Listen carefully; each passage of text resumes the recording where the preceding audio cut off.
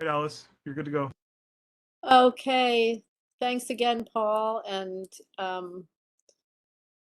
welcome to the Environmental Protection Committee. I'm hopeful that this won't happen more than once where we have this double back meeting that's hard for everybody involved. And that was because of the many holidays that are in September. So apologies all around to the previous committee and this committee and to all our presenters. Okay, so without further ado, it's Alice Blank here and Wendy Chapman from the Environmental Protection Committee. It's September 20th and 7/18 or 19. We're going to begin with Laura Dodge, who is our independent consultant for the review of the 250 Water Street Brownfield Cleanup Program. Take it away, Laura, and welcome. I assume you're somewhere out there in the nether space. And Lucian is going to be assisting Yes, here. Laura is a panelist. She can unmute herself. Thanks, Lucian, very much. Am I unmuted? Yes, I hear you, Laura. Okay. Can you actually see me? Can't Yay. see you. Can you see me? Yes, You I can? see you now. Yeah. Okay. Sorry. Yeah, sorry about that. Yeah, I wasn't sure what was happening here when I'm not sure if I signed into the right one. Yeah. So, okay, so as I think many people know, as of yesterday morning, there were complaints that were coming in initially from Southbridge Towers about some odors in apartments, and then it continued on where Blue School was observing some very strong odors that were being reported by, the headmaster or the head of schools, Noah. And the response was for us to remind everyone that the protocol that works most is supposed to work most effectively, and what we were asked to do as of the last 250 working group meeting was to have complaints called into the HHC hotline.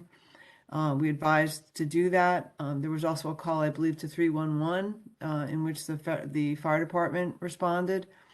So it was a crazy day with a lot of people coming to the site, and the odor concerns were very significant.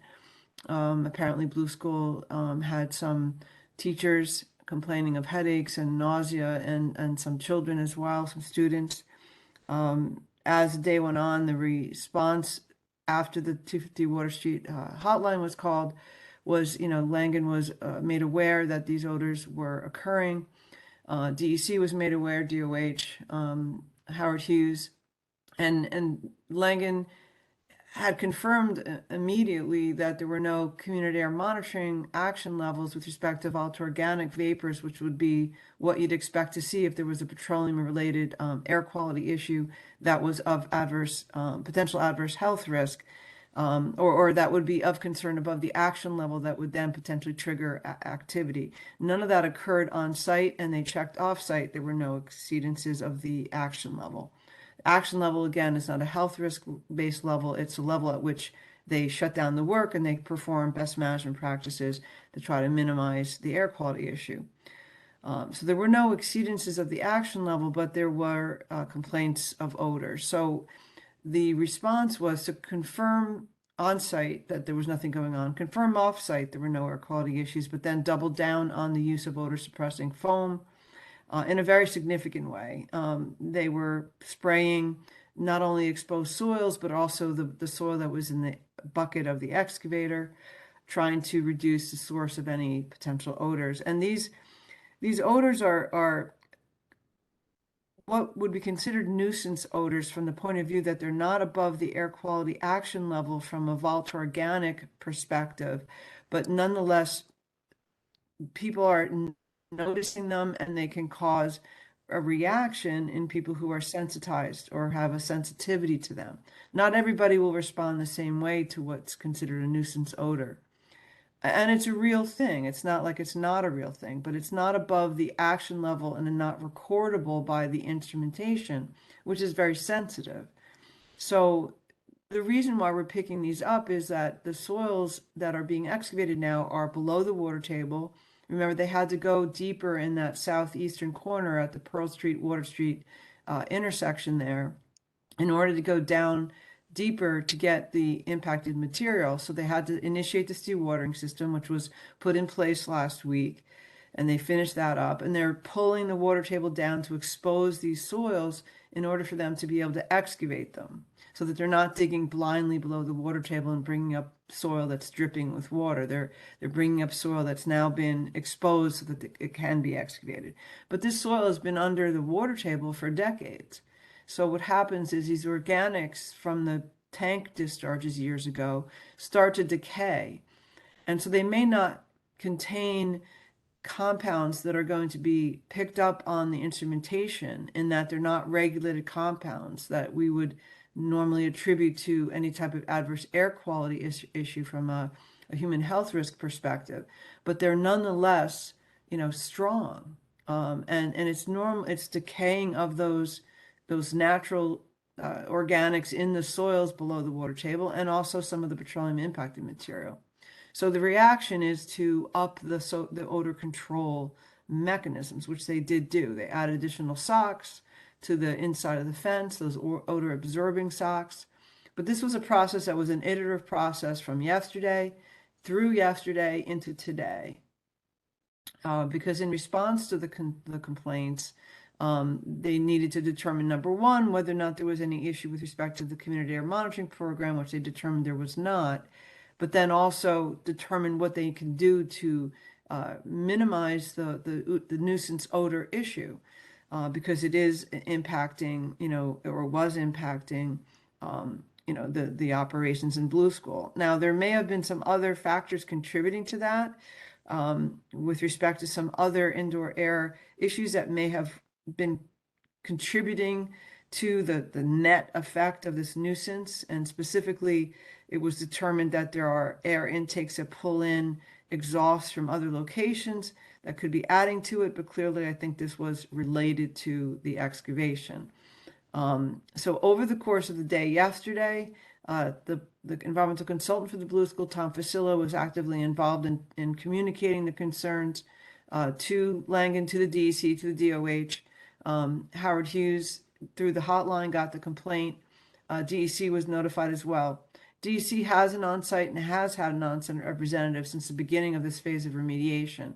So today yesterday and today there was an on-site DEC representative.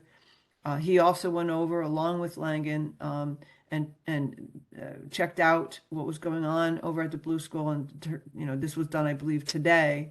And the other thing that was going on was yesterday there was a tremendous number of trucks that got loaded and shipped for offsite disposal. I think they had a total of 45 trucks yesterday. In response to all this, they slowed down in order to be able to add a second person applying foam to the odor suppression foam, add additional socks, slow down the rate of excavation to be able to add that second person and spray the bucket of soil coming out. And then by virtue of them also needing to expand their dewatering system, I spoke to Langen today, and they need to take the water table even deeper and withdraw more water. So they had to expand their dewatering treatment component to handle that water. So things were slower today for a number of reasons. They had fewer trucks go out, I think only 14 to 15 trucks today. So the odor issue was definitely minimized compared to yesterday. In response to the complaint, as I said, there were added odor control suppression, slowing down of the excavation by virtue of the complaint, and also by virtue of needing to slow down because the dewatering needed to be ramped up. And the response from the inspection of the school, there was no discernible odors as they went in and checked.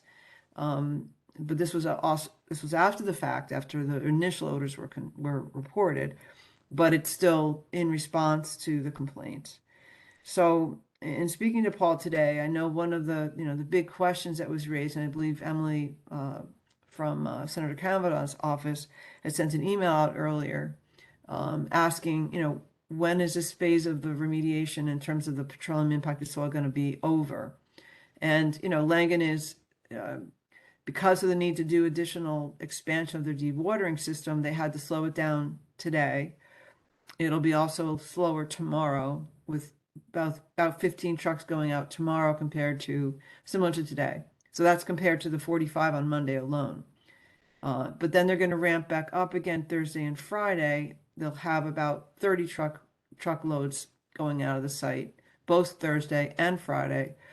And because of the need to slow it down and get, more odor suppression on the ground, which does slow it down because they have to make sure everything is covered as it's being excavated, not just as it's being, not just the excavation, but actually the soil that's in the bucket of the excavator.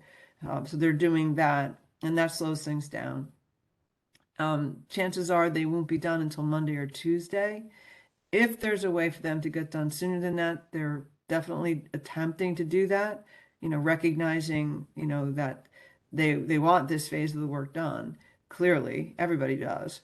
But this is the reaction to the situation was to increase the best management practices in terms of the odor suppressing foam, increase the odor suppressing sorbents that are hanging on the inside of the fence, and just slowing things down to the extent that they can. And talking to Paul today, to the extent that they can do additional spraying of anywhere that they're handling the soil, meaning even as they're coming up into the truck, there's some challenges with that relate to not being able to put somebody like on the top of the truck to spray down the inside of the truck. I mean, it's a health and safety issue. In accordance with some OSHA restrictions, they're probably not going to be able to do that. But they're definitely sensitized to the fact that this nuisance odor situation, needs to be contained to the extent humanly possible. And I know that there were some concerns about the correlation of the odors with respect to when trucks were being fueled. So it's unclear to me right now whether or not there really was a correlation between the two, but they're aware that this is all something that the community is concerned about. And again, DC is on site each day. We did have, the complaint system by calling the Howard Hughes, the hotline was an effective way to get the complaint relayed. I think that should continue if there are any additional complaints or concerns, because they are being very responsive to that when the complaints come in. And Tom was really instrumental in responding to the Blue School, and making sure that it got out there that he wasn't comfortable with the degree of response, and he wanted and requested them to make sure that they put boots on the ground at the Blue School, which they did. But again, after the fact, of course, because from the perspective of the work on site, they weren't seeing any camp issues. They had some odors on the inside of the site, but they weren't observing anything on the outside of the site. But this continued high level of making sure they're trying to do everything they can to mitigate these nuisance odors, making sure there's no camp level volatile organic exceedances. The mercury issues, I think, are really behind us at this point with all the mercury hotspot soil already gone and off the site, although they're still monitoring with the drone meters. That's not going to change. This phase is going to continue with the same camp program. So, I mean, that's basically where we are. I think to the extent that they can get done before Monday, Tuesday, that's what they're trying to do. But right now, to be conservative, they're saying that it may go into Monday, it may go into Tuesday, but they're doing everything they can to try to get this done as soon as possible, but also with a slowed down pace to enable the higher level of intense odor suppressing foam application. Thanks very much, Laura. That is incredibly helpful. I think let's open it up, because I see quite a few attendees that might have interest in asking questions. And also, first, let's start with the committee. Are there any members that have questions or concerns they want to address here to Laura? I actually don't see anybody here. Okay. And in the attendees, I see We have a Tom. Tom Pasillo. Yeah. Tom, Thanks, you Tom. can unmute. You are unmuted. You were unmuted. Tom, can you hear us? Tom, Go you were ahead. currently unmuted. Can you try talking? Oh, muted again. Hold on. I've requested you to unmute, Tom. Can you hear me now? Yes. Okay. Hey, Tom. Yeah, thanks, Laura. That was very helpful and insightful. I just wanted to let everyone know the experience at Blue School was much improved today. I was in constant contact with Noah Reinhardt, the head of school. There were some odors very early this morning, I think when they were loading trucks first thing in the morning, but they dissipated relatively quickly. There were some slight odors in a couple areas of the school, but nothing like what happened yesterday, which was fairly disruptive to the school day. Yeah. They do seem to be well. No observed today that we're being very careful with as Laura indicated, with applying the foam not only to the trucks and the piles, but also to buckets as they were coming out of the ground, and that seemed to help a great deal. Right. So today went much smoother, much. I think Noah's comment was it was about 90% better than yesterday. So I think we certainly appreciate the efforts that were taken to address the concerns, and hopefully that's behind us. Tom, And I thanks think very much.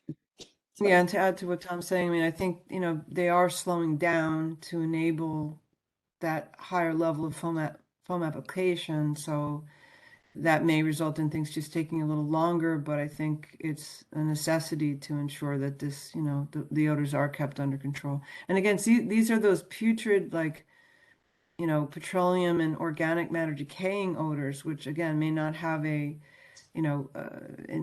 air quality level exceedance, but they're still going to be noticeable, and they could cause people to have a reaction, as was experienced, I think, earlier. So very important for them to, to balance this higher level of best management practice, foam application, and the pace of the work. It's sort of a trade-off at this point, All right. Well, are there any other questions or concerns that need to be addressed? Or Yeah, and let me just add one more thing. I just spoke with Noah. Blue School is off Monday and Tuesday of next week. Oh, wow. Okay. So at least from the school perspective, it extends to that. It's not a huge concern for the school, but obviously Yeah. we'd all like to get it done as soon as possible. Yeah. Yes. Okay. Anything further? If not, I see Richard Corman. Go ahead, Richard. Yes, hi Laura. I understand that there was an issue around sound at the site. Can you talk about that? I have not heard anything, Richard. I have been a little out of pocket. Just had a staff member actually pass away very suddenly latter part of last week. So I was out of pocket at services for him yesterday all day. But I typically get the notices if there is an issue. I haven't received any complaints personally. Tom, did you hear anything about that?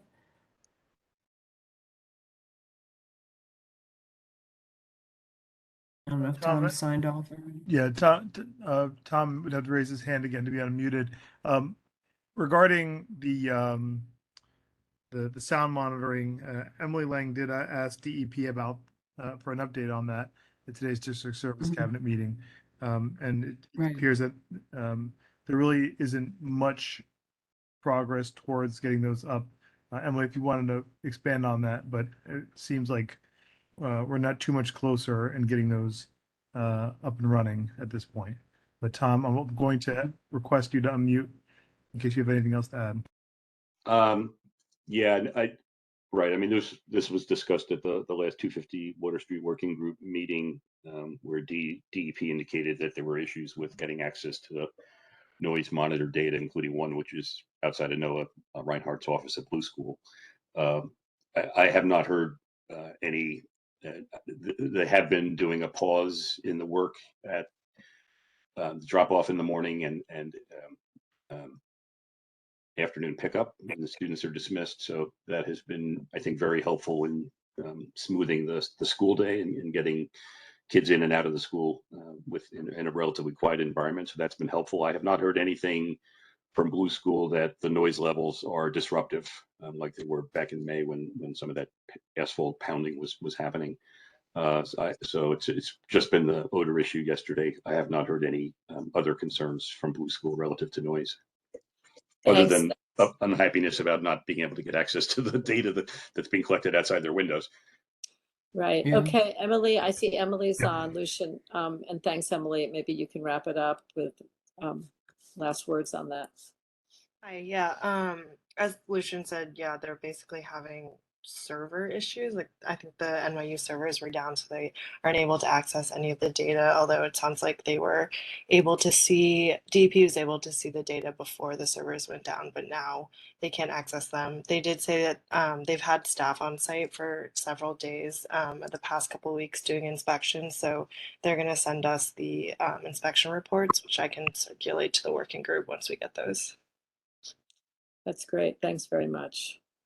All right, I think we will call this one done for the time being. I want to thank Laura Dodge and all the participants and people that are watching very carefully that area. And thank you. Okay, we're going to move on to our next agenda item, which is Seaport Coastal Resilience Update. Happy to see some very familiar old friends. Well, I haven't seen her yet, but I think Diana is here. Hi somewhere. everyone, So- I'm here. Hey, there's Diana. Not to say that Jordan Salinger is not also a happy addition here on the board. So I think Diana, you're going to be doing this. So welcome back, Diana. So delighted to see you now Yes, with thank EDC. you. I'll kick us off. For those who don't, can you see the presentation? Perfect. Okay, Yes. great.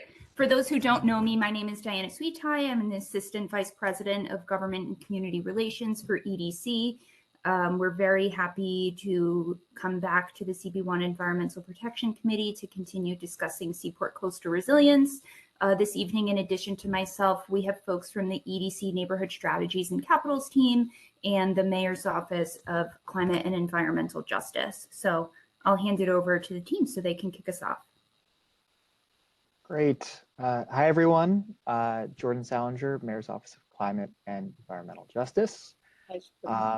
So just for folks that have been following us over the years, tonight will be a little different. We're not doing the overall LMCR quarterly. That is something that we'll do next month if you'll have us.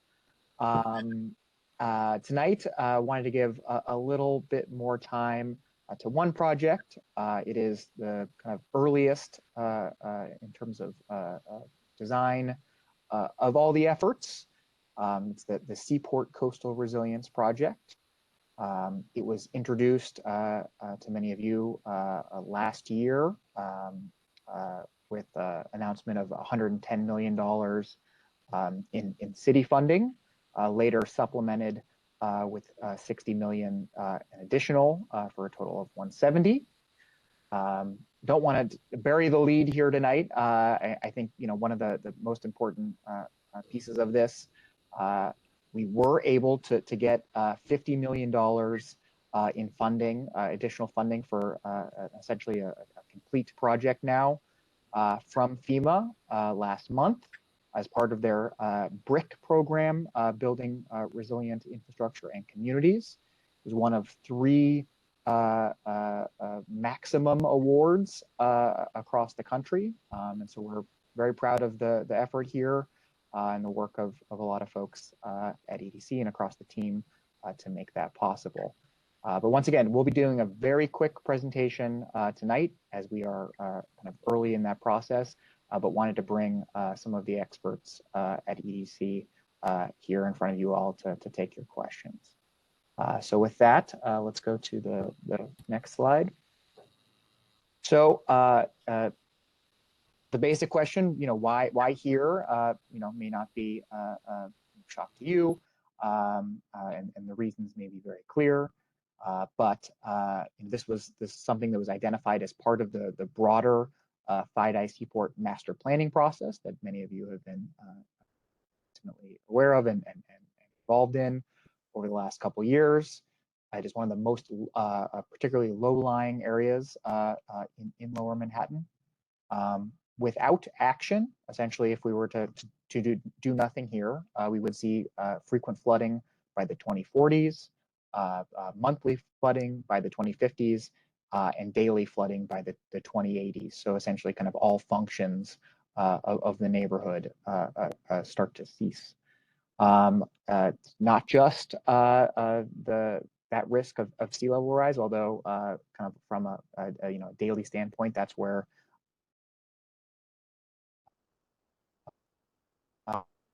um, it's been Seem to have lost you for a minute, Jordan.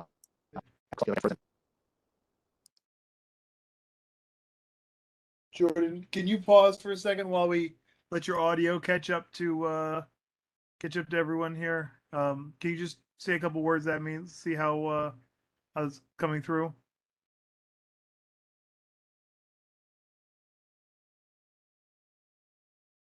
Jordan?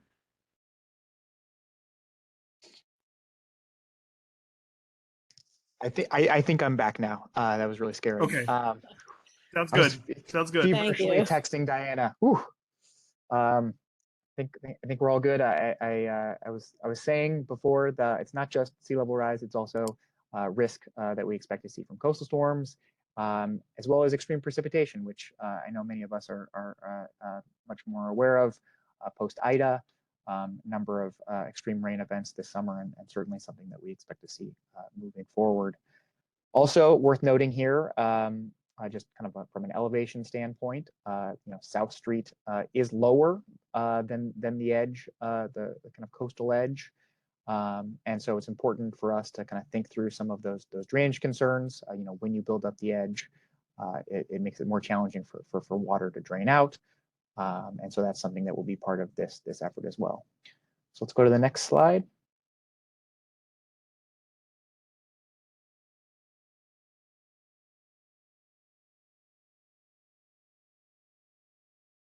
So in terms of the project area here, this is something that we're looking at, connection to the BMCR at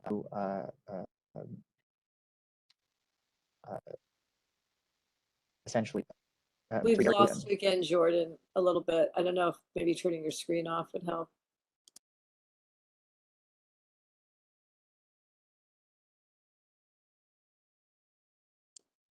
We can't hear you, Jordan, or at least I can't.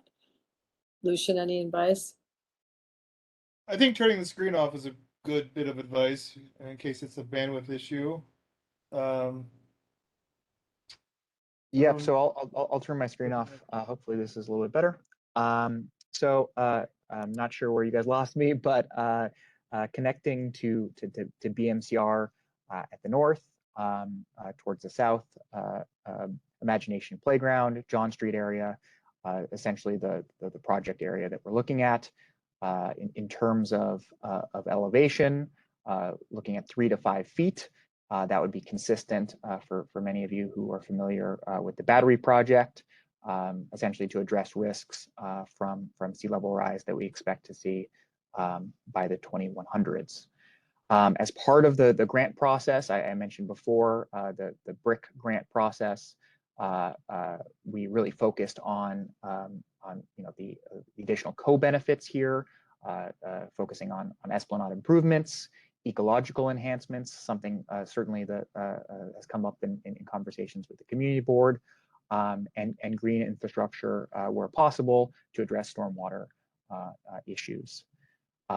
Once again, to be very clear, we are at the kind of earliest stage of design.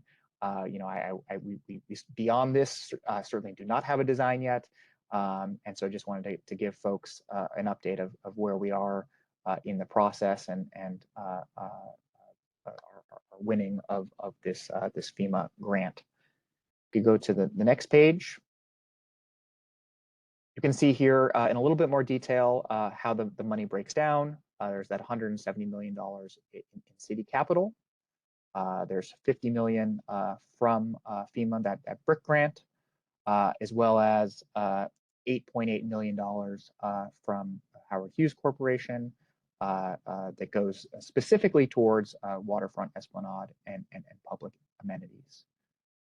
And so with that, I believe I'm handing off to, I don't know if it's Andrew or Rachel or Diana, but to EDC. Thanks, Jordan.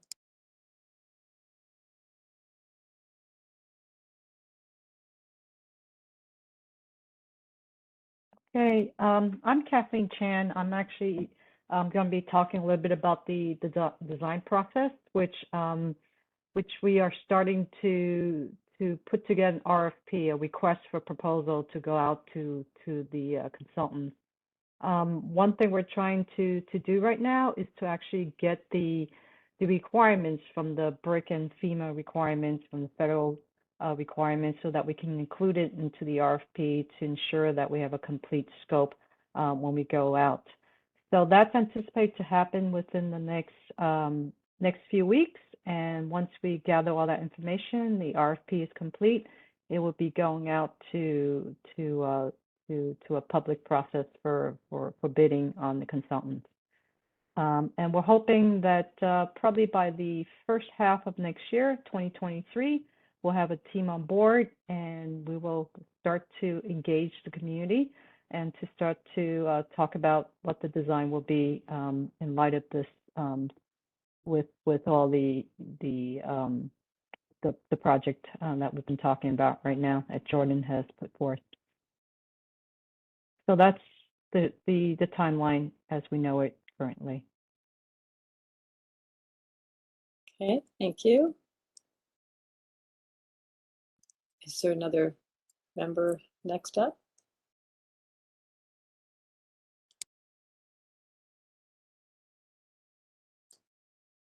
All right. I know that Diana, I'm going to request a mute in case there's something you want to say. I know it's, yeah, I figured you were stuck on mute.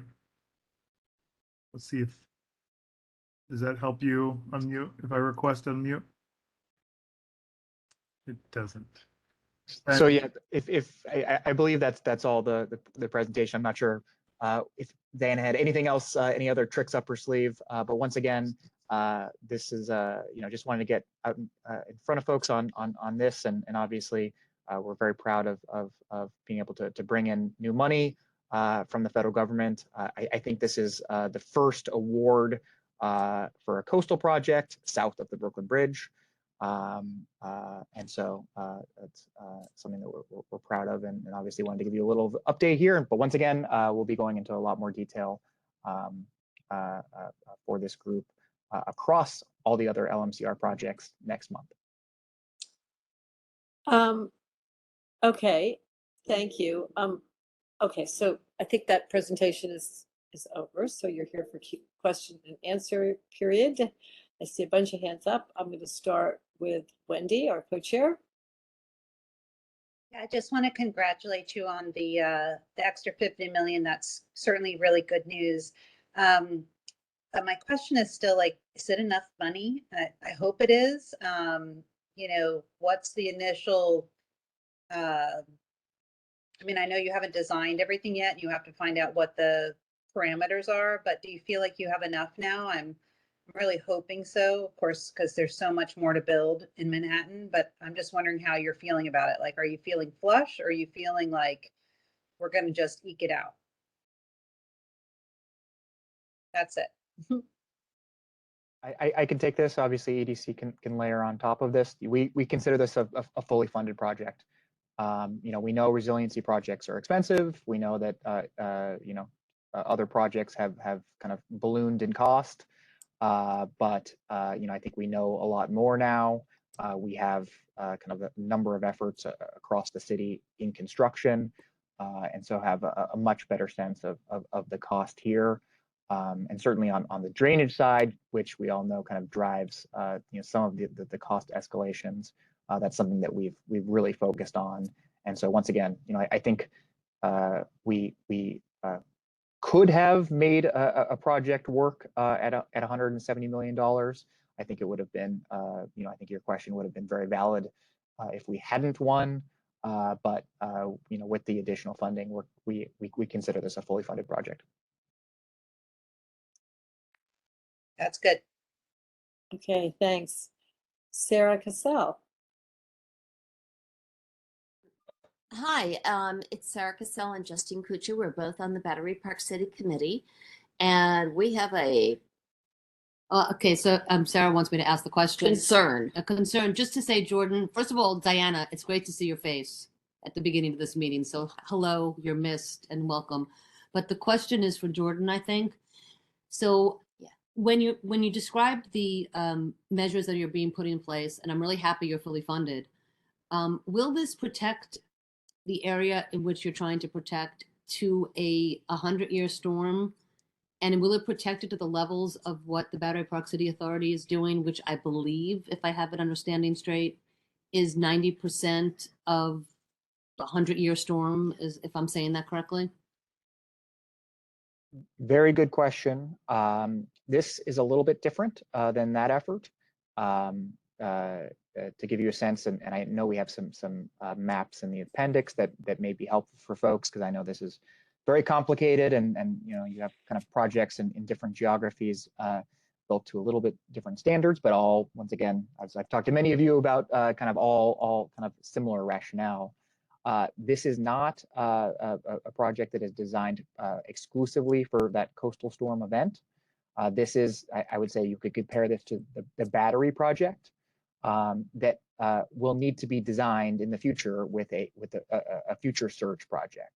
So, you know, I think the BMCR project, which is a little to the north, that is built to the same standard as the South Battery Park City project. Basically, all the protections in one. This effort will need to be paired with that FIDI Seaport master plan to be complete to protect against, you know, for example, a kind of a Sandy-like storm. But you know, we see this as a very effective way to buy down risk. We know from kind of many of you that the time is now, and so there's a shorter term, near term implementation aspect of this effort, but will need to be paired with the FIDI Seaport master plan to have a kind of a full suite of protection. But then that will put us in line with the full protection? Yes. And you won't have to do anything else particularly? I guess that's what I'm asking. We're spending with this, what, $250 million more? I can't do the math in my head. And what's that going to buy us is, I guess, my question. That will buy us protection from sea level rise until the 2100s. It will also buy us protection because of the tiebacks, protection from smaller coastal storms.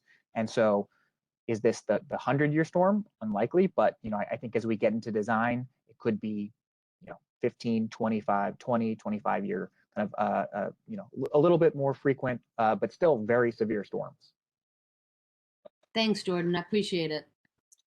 I could just jump in just to clarify, Jordan. So in raising the shoreline in the area of the seaport, you've identified 3 to 5 feet. That will ensure this sort of protection that is all that is really needed until such time as there might be storm surge. Is that?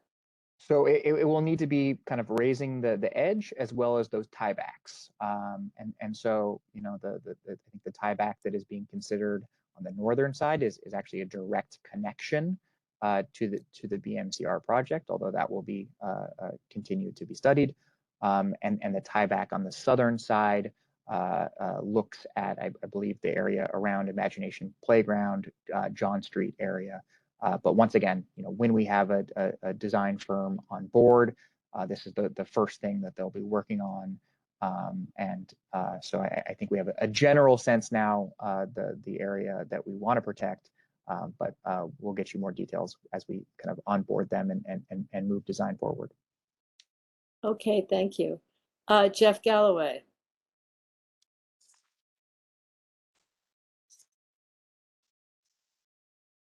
Jeff, are you still with us?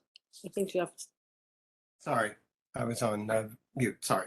My question is along the same lines as what Justine was just and Sarah were just raising.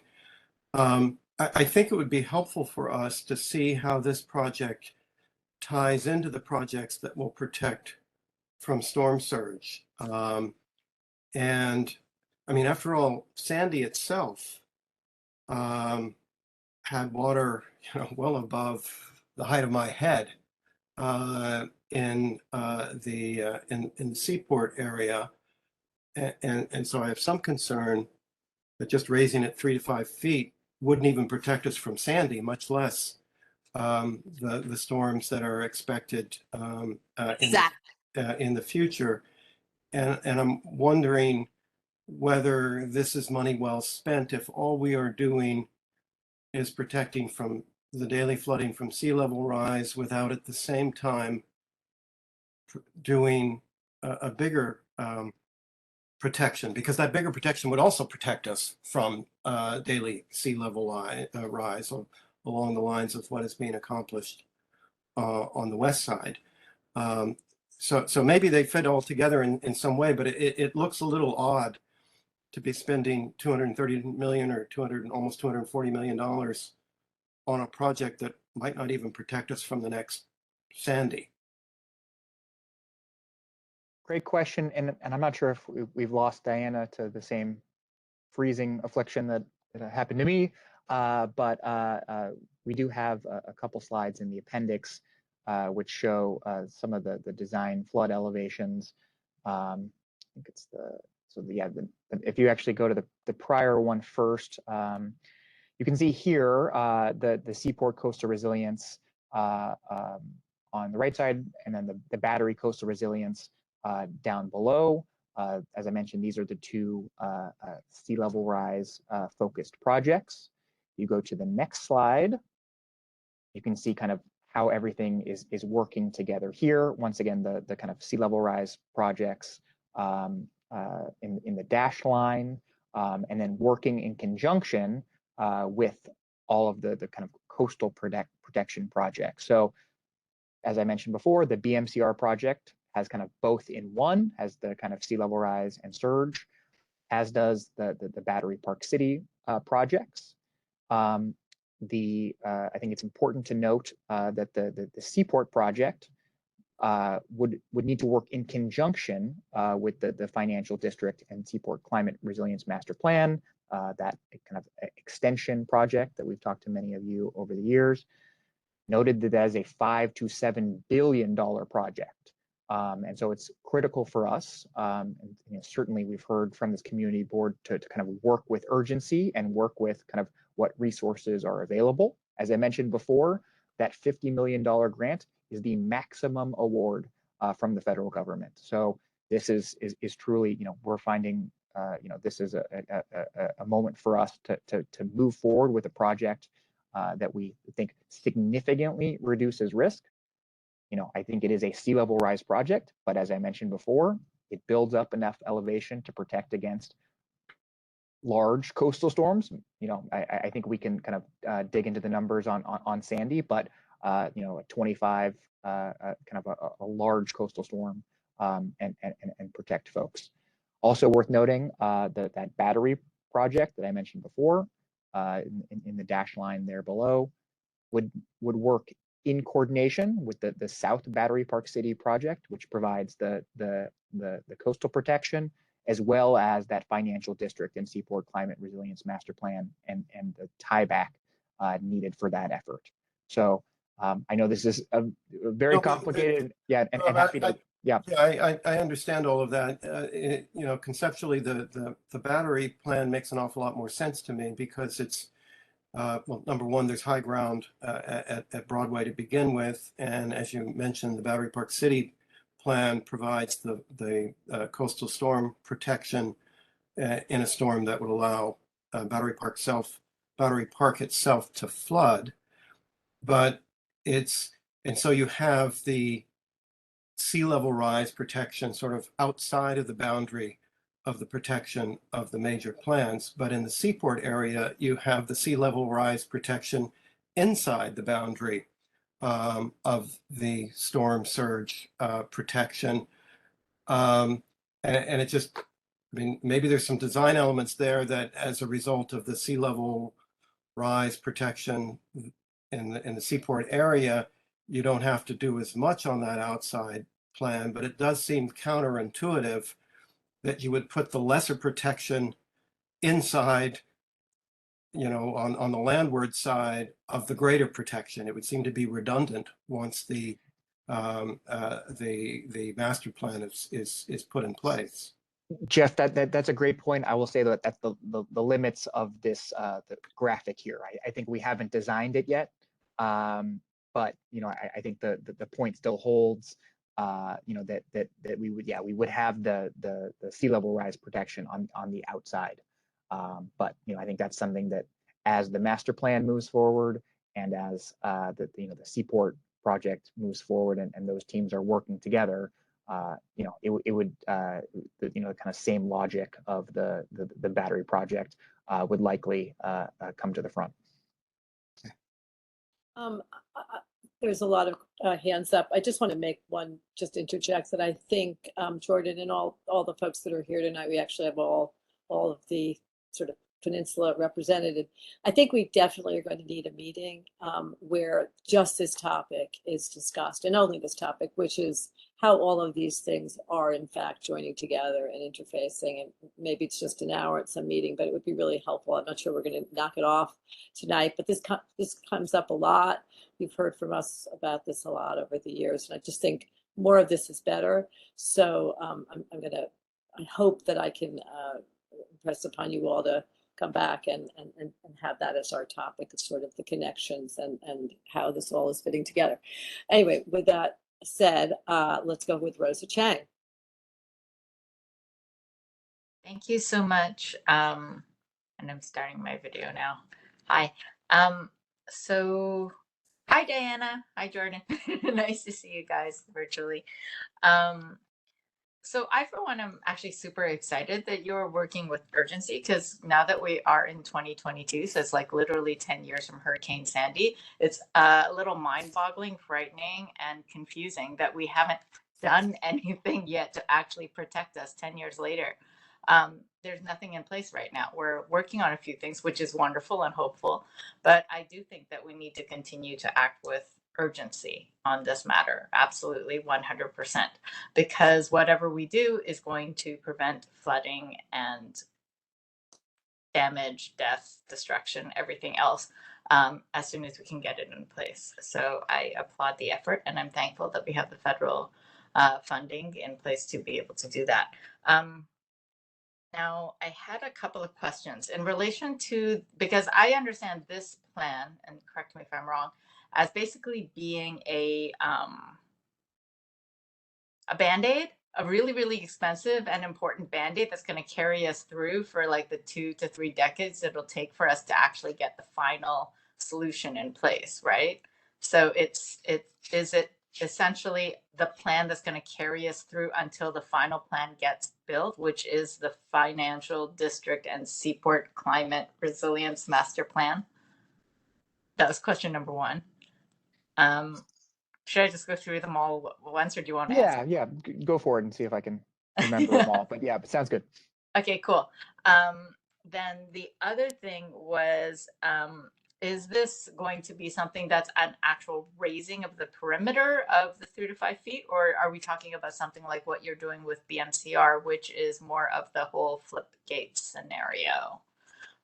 So that was another question. The other one was, how long do we anticipate this project to take to completion? So when will it be effective and actually protective for the community? Another question is, does any of the budget take into place a combined sewer overflow reconsideration or address the whole issue that we have there? And then you also mentioned some inland resiliency measures. So I guess is it rainwater filtration or stormwater retention and bioswales and things like that, and how would that work? And then my final question, I'm sorry, but my final one is it possible to move the northern edge of the of this project just a little bit more north so that it encompasses up to Robert, is it Robert F. Wagner Senior Place? I think that's what it's called. So yeah, that was it. Thank you in advance for your answers. No problem. I will do my best to do a rapid fire response. EDC, please clean up any of my inaccuracies. I think this wasn't actually a question of yours, but I do want to make a note at the very beginning because I think we are approaching the 10-year Sandy anniversary, and there's always the flurry of we are not safer stories. I think fundamentally disagree with that premise. I think we have in place right now IFPM, interim flood protection measures, so that I think that's one effort. I think we have seen a number of private buildings do tremendous work, kind of raising boilers, across Lower Manhattan, across the kind of rest of the city. We've seen a lot of work with Con Edison and kind of in segmenting the grid and to being able to kind of close off smaller portions to avoid a kind of a full-scale blackout. We know the MTA has done tremendous work on a number of their openings and kind of across tunnels. So once again, agree with the urgency. Agree. I think that's why we do this work. But I think the question of are we safer post Sandy? We clearly are, but can we be doing more? Certainly. The first piece on the Band-Aid, I will also politely disagree.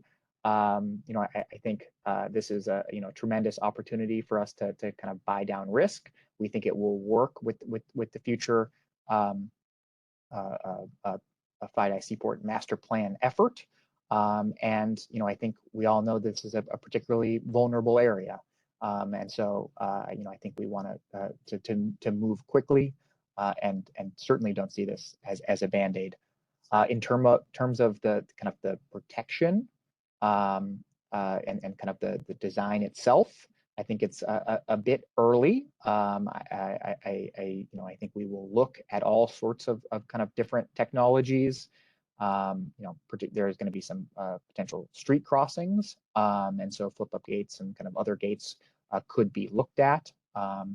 Whether that is something that is used across the project, we don't know yet. In terms of your question on kind of the CSO, I know we are looking at kind of the outfalls and potential upgrades in this area. Also mentioned some green infrastructure, bioswales, certainly something that we included in our application, something that FEMA took interest in. And so, I think we will have a particular focus on that as well. And to your question on where the project ends, with the BMCR project extending into that DOT yard with an interceptor gate and the flood protection itself. I think the project area essentially is dictated by that project and us connecting into it. And so I think this is an area that's likely pretty fixed. And so apologies for everyone for my long coffee-induced answer, but I don't know if EDC has anything else to add on that. Yeah, I think, Jordan, we're anticipating that from design to construction, it should be approximately 5 years. And that's what the time frame that we're putting in between the RFP, awarding the consultants, getting them on board, community outreach, and actually going ahead and procuring the contractors and actually building the project itself. It'll probably be around that 5-year mark, now that we have the funding. And the funding incorporates the CSOs, just to be clear, the combined sewer overflows.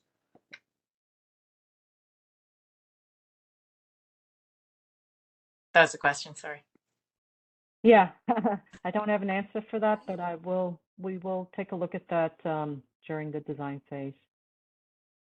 But the additional monies will help us look at a much more robust drainage system, and that additional 50 million certainly helps. Thank you. Thanks very much, Rosa and all. Okay, Tammy. Thank you very much. Can you hear me? Yep. Okay, great. Thank you very much for the answer, Rachel, about 5 years.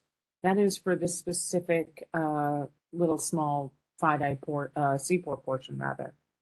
What is the when we talk about the connectivity and how each project connects to each other, I think one of my greatest concerns, we now know how the Battery Park City Coastal Resiliency Project connects in with the battery and how they overlap with their work project, but the funding is not there for the FIDI Seaport master plan yet.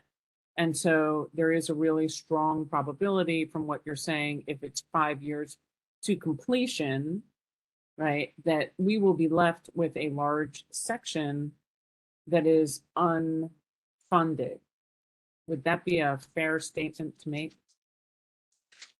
I think it was Rachel that answered. I apologize if I got that wrong. So I don't disagree with the premise there. I think that is that the FIDI Seaport project does have a large gap. That is a $5 to $7 billion project. We talked to this community board many times before about how this is something that that we will need support on from our state and federal partners. Much larger than this $50 million. I think these projects all work by themselves. They are independent compartments, and so you do reduce risk for these neighborhoods just by themselves. But in order to get the kind of full absolute protection against both of these risks, 100-year storm, for the FIDI Seaport area in the 2100s, yes, you would need that project to be built out as well. So then, I guess, Jordan, what I'm wondering is what studies have been done to ensure that the IFPM that has been put in place or that is planned by both private and public from the edge of the battery up to connecting to this will be sufficient? And if so, for how long? Right? Is there a timetable, timeline, a usability, expiration date, or anything like that? Because some of the worst flooding occurred in that area, and we had power trucks parked there for years, not months, but years. And then I have two other questions about public realm in the project area that you're describing. Yeah, so I could you specify what specific area you're talking about? Have there been, so the part that's unfunded, the FIDI Seaport Master Plan, has, of course, interim flood protection measures that individual building owners have done and the city has. Can you talk, or has there been any study or any planning or any conversation when we're talking about the connectivity of all the projects of how those interim flood protection measures connect to the permanent projects that'll be in place long before that one last chunk because of the overall cost is done? Sure, that's a good question. As part of the kind of prior to the master plan, the LMCR study, there was a survey of business owners and what different kind of efforts were undertaken. Happy to kind of share that information. That is something that they did kind of independently, and so can share that information. I think by nature of it being individual buildings, they were not kind of all to the same standard, and so I think that is the rationale for the kind of broader FIDI Seaport master plan, to protect all of the neighborhood, and to protect to that kind of uniform standard, and to think beyond just the building, so that we don't we're able to use our streets and subways and the kind of maritime structures. That's the kind of the basis for that effort that protects kind of the whole community to the same standard. Perfect. Do you mind going back to the slide where you showed the project area? Okay, thank you. So one of the questions that I have when we're taking a look at all of the things that are on the east side is what benefits to the public realm are being considered as an addition into when we're looking at a more resilient seaport, right? Obviously, I assume beyond just Esplanade improvements in green infrastructure, what design and opportunities are being looked at? You know, this community has long advocated for the Brooklyn Bridge Beach. You know that we have discussed in this project area, you have an opportunity to link the Brooklyn, the Manhattan, you know, the Brooklyn Bridge banks in Manhattan down to this project area to the water, which would then complete and add open space, public realm, and help considerably for the fact that most of our public space will be under construction for a very, very long time. What kind of connections or opportunities have been looked at and or designed or even considered in those spaces? Great question. I'll let EDC do the cleanup on this one as well. You know, I think you are kind of hinting at a number of things that have been part of conversations over the years. I think the kind of maybe deeply unsatisfying answer is that there have been no designs yet, but in some ways that's I imagine reassuring because over the next couple of years, this is the process that we'll undertake with all of you.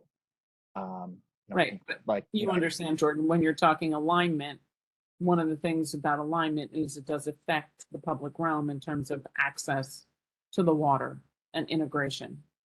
And that's, would love to hear more of EDC and what their thoughts are. And I would hate to see, I'll put it out there on record now. I would hate to see all of this planning go in and then it absolutely cut off our opportunities for the banks to be able to be connected down to the shoreline. If there's not even a dialogue in there that can make that happen, it would be it'd be devastating to the two communities, to public space and to much needed open space connecting CB1 and CB3. So my one comment, and I apologize for interrupting. Tammy, we are definitely going to be exploring, looking at the public and getting the community's engagement into this project, similar to what we've done on BBE. The Brooklyn Bridge Esplanade, we've done work over there in terms of the bikes. There was a bigger program that got reduced because BMCR is going to be taking over more of that project. We are doing currently right now a little beach called the Get Down Beach. And one of the things that is definitely in the RFP is to do community outreach. That is one of our tasks in the RFP. And that is to go out and talk to the community board and talk to you about your desire for what you want in this area, whether it's greenery, connections, as you were mentioning, Tammy. Access to the waterfront is definitely something that we want. We must have the folks be able to, people to go back and be able to look across and see things across the river. These are all things that are part of our discussions and definitely will be engaging the community as to what makes sense in this area and how we connect back to the Brooklyn Bridge Esplanade, which I don't know if you've seen it recently, but it's been opened up and we have a bike path that is going up and down. We've enhanced the lighting over there. As I mentioned, we're now working on the Get Down Beach, which hopefully we'll have done in the next year or so. But yes, absolutely, community outreach is one of the tasks, the specified tasks in the RFP for the consultants. And it's not going to be done after everything is designed. It's going to be done as part of the process. That's really good to hear. Can we move on to the next question? Yeah, she just needs, I just want to reiterate, it's not only about the Esplanade, the Brooklyn Bridge Esplanade, it's the Brooklyn Bridge banks, which is part of the project that is further west. And if you don't know, I know that Jordan and Diana can help you know what we're talking about. So thank you. Okay, thanks a lot, Tammy and all. David Sheldon, patiently waiting. And thank you all at Battery Park City Authority. I'm sorry, these are, tough. These are huge, impactful projects. So thanks for your patience. Go ahead, David. Yes, I will not go to my usual subject, but will ask one simple question. You referenced to a tieback. What is a tieback? Great question.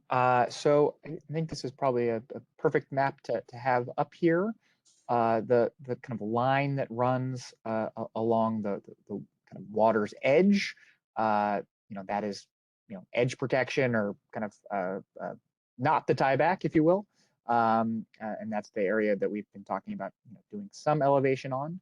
The tieback essentially is the area, running inland, and then connecting back to the floodplain. And that, floodplain is what's shown, the kind of jaggedy line, about 2.5, 3 blocks on the interior there. The idea behind the tieback is that we are unable, unfortunately, to protect all 520 miles in kind of one uniform project, and so do need to make compartments. And so this effectively closes off the compartment, and prevents water from coming around and breaching the area. So you will notice in kind of all of our efforts, BMCR, ESCR, South Battery Park City projects, they have tiebacks that connect back to the floodplain to provide exactly this protection. Can you like point to what you're talking about? Diana can help me out if she's been unfrozen.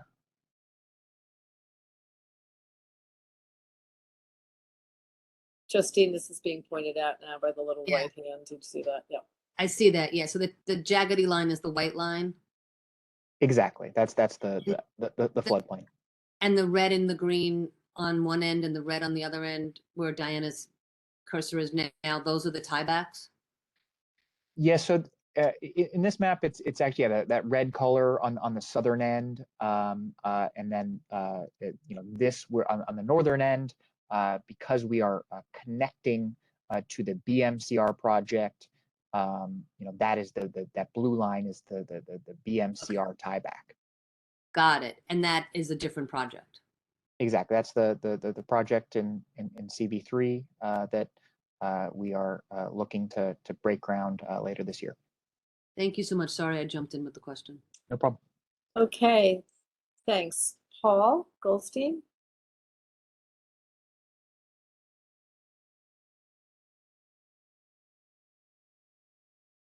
Paul, are you able to unmute? Okay, sorry. I'd like to reinforce a lot of what Tammy was talking about, how,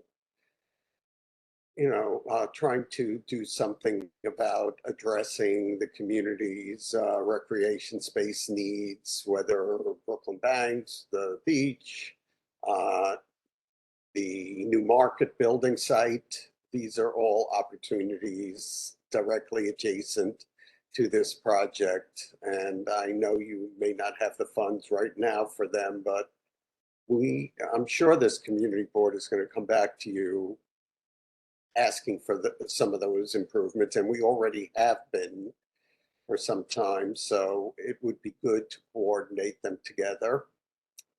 I would also like to add that,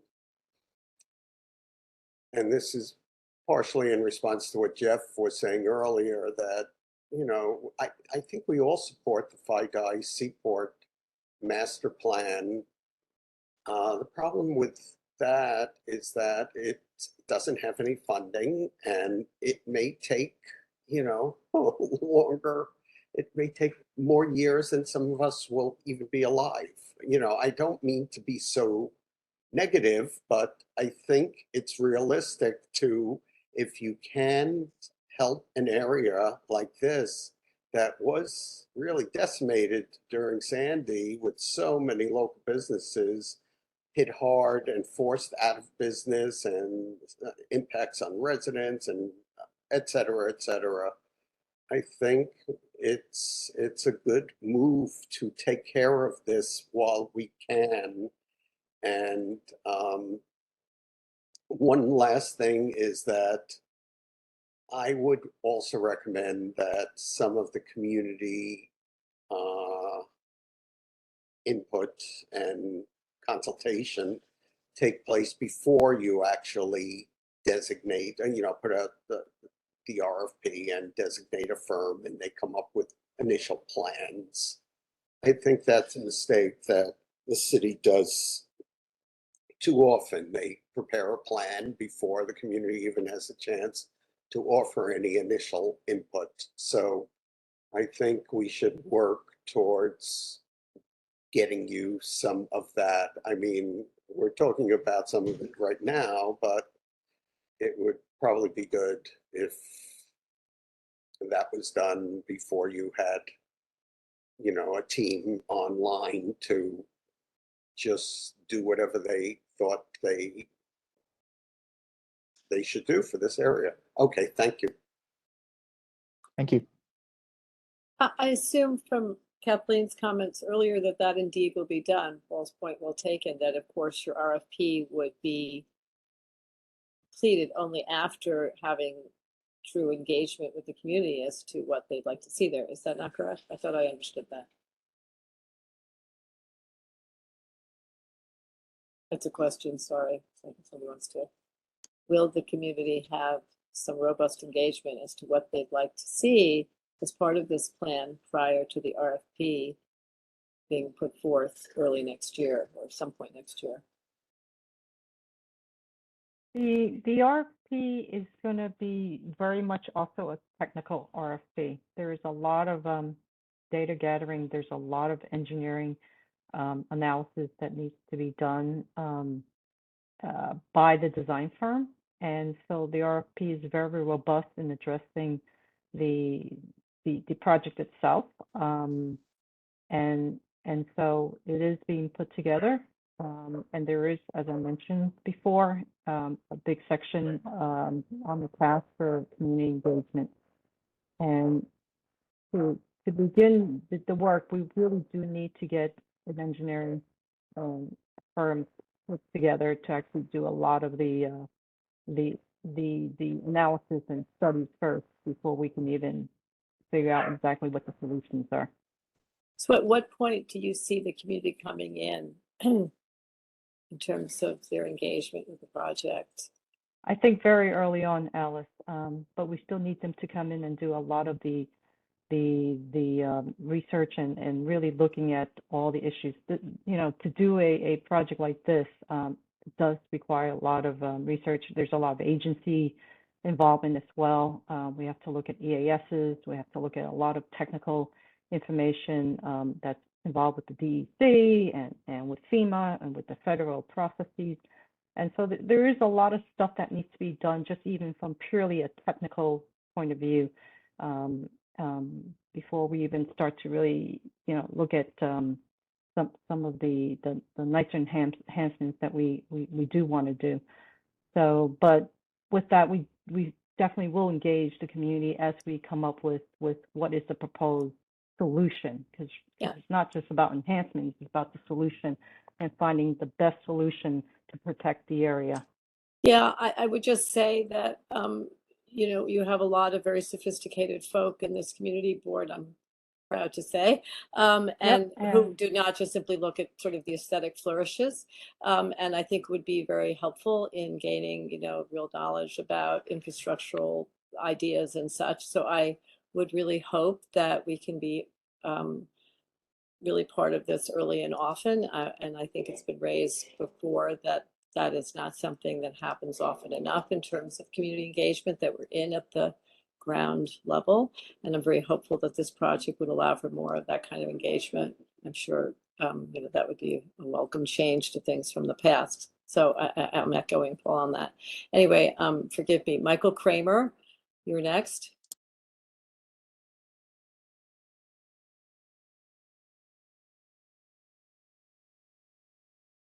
You could unmute. I think Paul and Alice sort of stole my thunder here.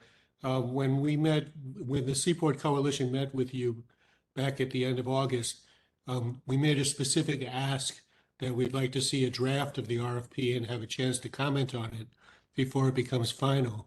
and I'm hoping that you'll honor that request. I think the RFP process is such that in terms of it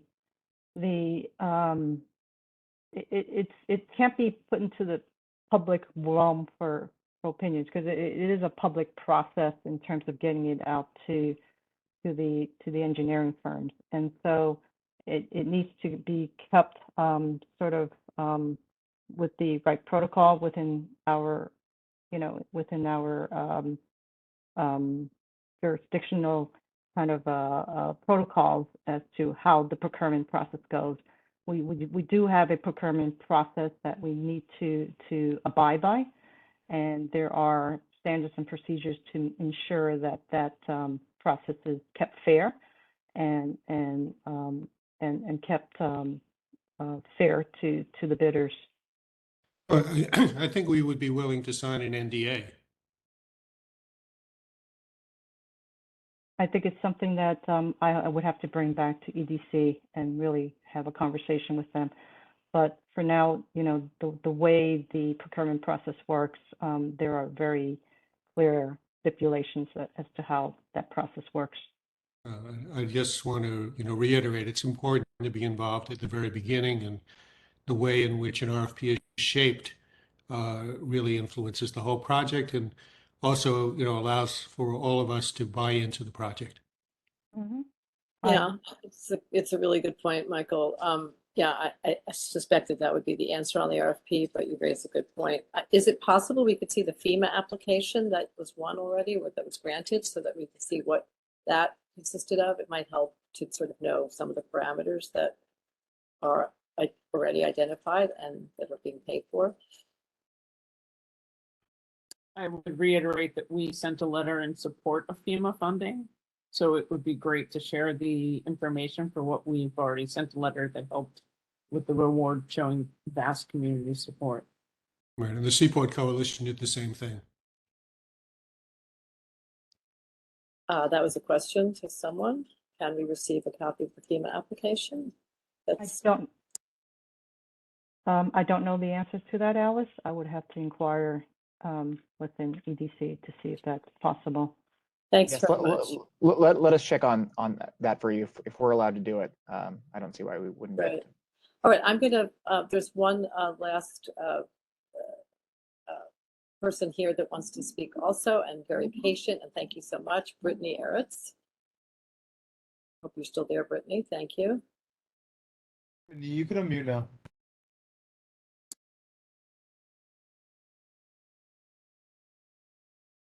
Brittany, go ahead.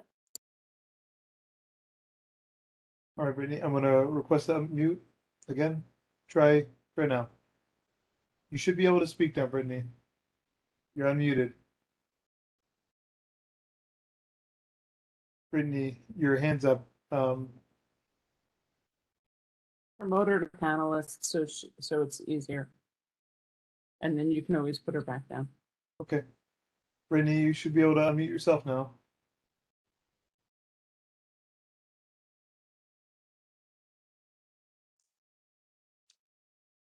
Well, Brittany, we're gonna have to wrap this up pretty soon. It looks like you're not muted. Lucian, is there some other? I don't know if I don't know what the audio issue is on her end, but Well, while we're unmuted waiting for here. Brittany, somebody else, and I'm going to call these last two as the last on this topic. So, I'm sure it's pronouncing Klesha Bega, please, if you'd like to speak. I know that Brittany is attending. She was actually texting me whether I can hear her or not. Is it possible to try to unmute Brittany again? She is online. She is a panelist, so she can unmute at will. She's unmuted presently, so there's no sound coming out, Klesha. Okay, all right. I hope this is the right meeting to make. Can you guys hear me? Oh, hi, Brittany. Yes. Oh, Yes, perfect. we can. Oh, So, sorry about that. okay. Of course, right when I get called on, it goes out, that's what happens. I have a question. First of all, I just want to say I am really glad that you guys are doing this and addressing this vulnerable area. I think it's great, and this is an area of Lower Manhattan that is at great risk. And I do echo, as soon as you can get the community involved that are impacted by this throughout the whole process, the better the process is run. We see that in Battery Park, and we've learned that through East River Park. My question is what elevation are you actually raising it up to? I know you're raising it 3 feet, but from what to what? Sure. So I believe the technical elevation, it's NAVD 88 is the datum, and I believe this area is in roughly 6, although other experts may contradict me. And so I for our application, we were looking at up to basically 5 additional feet. So NAVD 88 elevation 11, which is consistent with what we are looking at for the project, the battery coastal Right. resiliency project. Okay, that's helpful. Yeah, so this one is going up to 11 feet. The battery's at 11 feet, but Wagner is at 18.5 feet, just to be clear, right? So that is correct. The BMCR project, which I would say is the kind of closest analog to the South Battery Park City project, is also, I believe it's 18.5, 18. So it is, those are both projects, as folks saw on that other image, that are designed to address a 100-year storm, 100-year coastal storm in the 2050s. And thus why they have basically the same elevation. There's kind of minor differences that relate to wave action and some of the additional exposure that is faced South Battery Park City area. But yeah, this project has a little bit of a different focus, and thus the difference in elevation. Okay, yeah, no, just my point is, I guess probably the wave action, the battery is probably pretty similar to South Battery Park, right?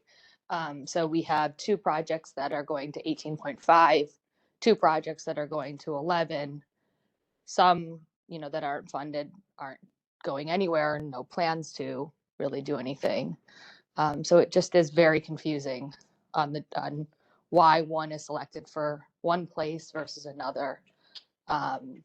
And I know that it's different city, state, entities, funding sources, but I do think that we should think about it all integrated, even funding sources integrated, and make sure that just because we have money in one place that's easy to access, is it the smartest use of funds? And we should think about ensuring that every dollar that gets spent in one place is a dollar not being spent in a place that's really vulnerable. So I urge you guys to think about it in an integrated way. Thank you. Thanks, Brittany. Okay, I think we've heard from everyone.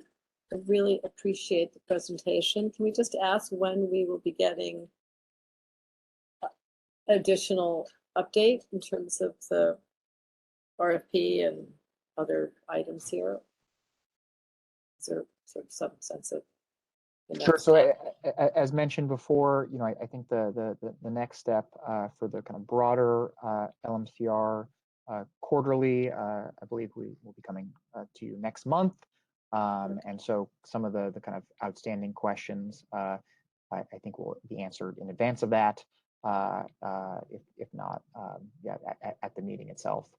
That's great, Jordan. That'll be really helpful. And if we could have at that meeting some of the climate scientists, or at least, where some of the statistics were formulated. I know you've gone over that before. That would be helpful. And this point about how all these projects connect, that seems like a great forum to do it in, or at least to begin to do it. I think those questions come up a lot, and I know you've answered them a lot, but I think we'll have to answer them again. So just those 2 points, among others that were raised today, would be great to go over. All right. I think Jordan, Diane, anybody, Kathleen, anybody else have anything else to add from the Nothing more for team? me. Well, bravo. Thanks so much for the time. And we will move on to the last agenda item. We're going to save the expense budget items for a different time, given the hour. But we are going to hear from the Battery Park City Authority. I'm not sure who, but I see Gwen is here, as if she has yet another evening to spare after last night. I hope many of you attended the meeting on the Northwest Battery Park Resiliency Project. This is going to review the South Battery Park City design changes for the lawn pavilion elevation and wedge. It's an update. Is that you, Dawn, that's giving that?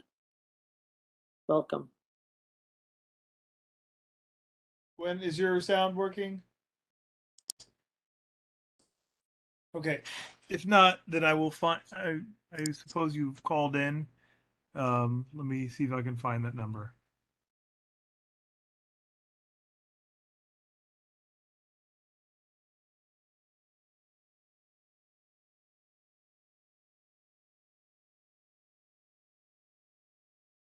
Okay, hold on one second.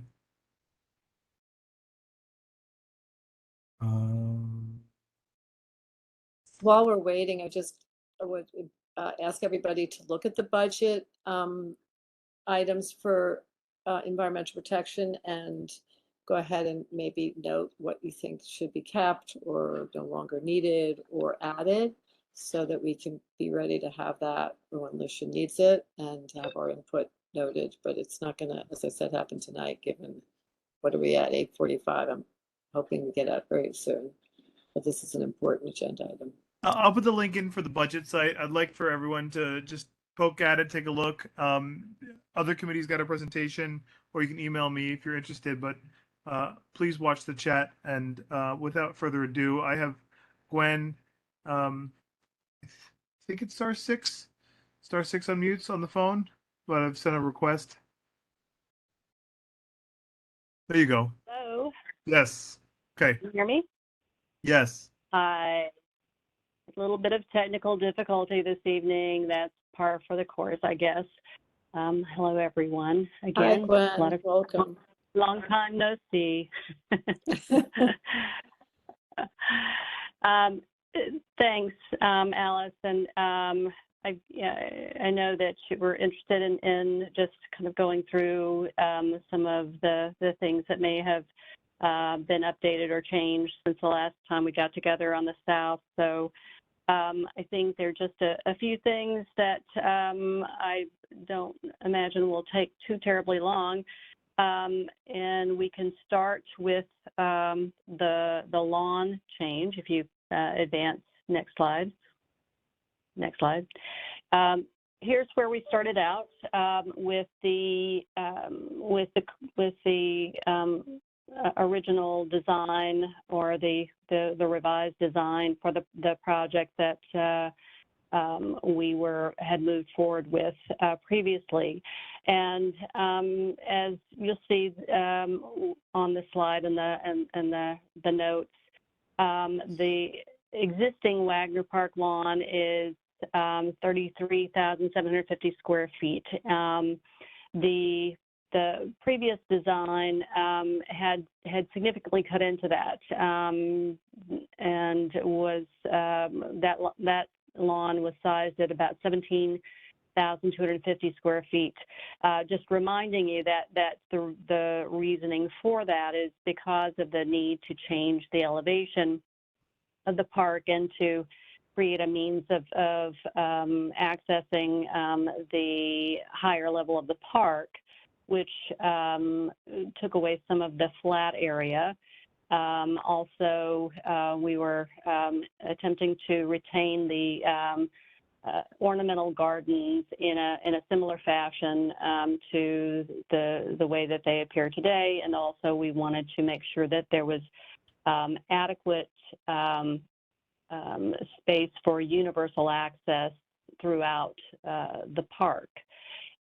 We've had a lot of discussion about it and appreciate the feedback and the input from the neighborhood and from the elected officials whom we've dealt with and talked to over the summer. And if you go to the next slide, that will show what we have been able to accomplish in the way of modifying the lawn area.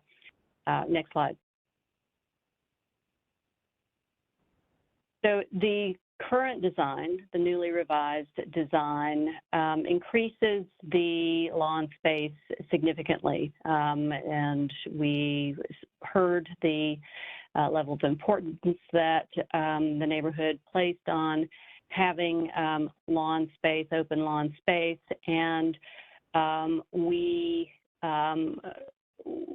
worked with our design team, and what they were able to do is to increase the lawn space up to very nearly what it is today, about 10% less than what it is today at 30,050 square feet, or about a 74% increase over the prior design. That was achieved in a couple of ways. One is, rather than retaining the full ornamental garden approach on the north side of the park, they changed that to more of an edge garden design, which created more space that could be devoted to lawn. The other thing that was done is the area that had been created previously on the periphery of the lawn to assure universal access around the lawn was modified, and some of the hardscape was removed, and they were able to, the design team was able to achieve that by having a couple of the ramps. If you look on the left side of the image, the ramp that comes up from the top of your screen to the park, and the one that kind of goes up from the right middle section of the screen also up to the left side of the park. They were able to have those ramps, which are very slightly sloped, perform double duty as part of the circulation around the lawn. And as a result, we're able to eliminate almost 7,000 square feet of hardscape, which I know is also something that the community members were eager to try to do, to convert more of the hardscape into planted area, which I'm happy that we were able to do. The upshot also of this change in the design of the lawn was able to accommodate an additional 10 trees. And I know that someone's going to ask me, well, how many trees did we have? We had a net increase, and Nick, I don't know if you have that number handy, but in addition to the net increase in trees for Wagner Park, we were able to add yet another 10 trees on top of that. So we are very happy to have been able to respond to the requests and the desires of the community by offering this design modification. Do you want me to go through the rest of? I have a few slides more. Do you want to stop here? If there's something that you want to share, go right ahead. But if this is the sort of, given the hour, if this is a good place to stop for you, we're fine to jump in, I'm sure. Sure, yeah. Okay, yeah. Thanks a lot, Dawn. So I apologize to Kledja Bega, who is here. I'm going to start with her because I didn't realize she wasn't just pinch hitting there for Brittany.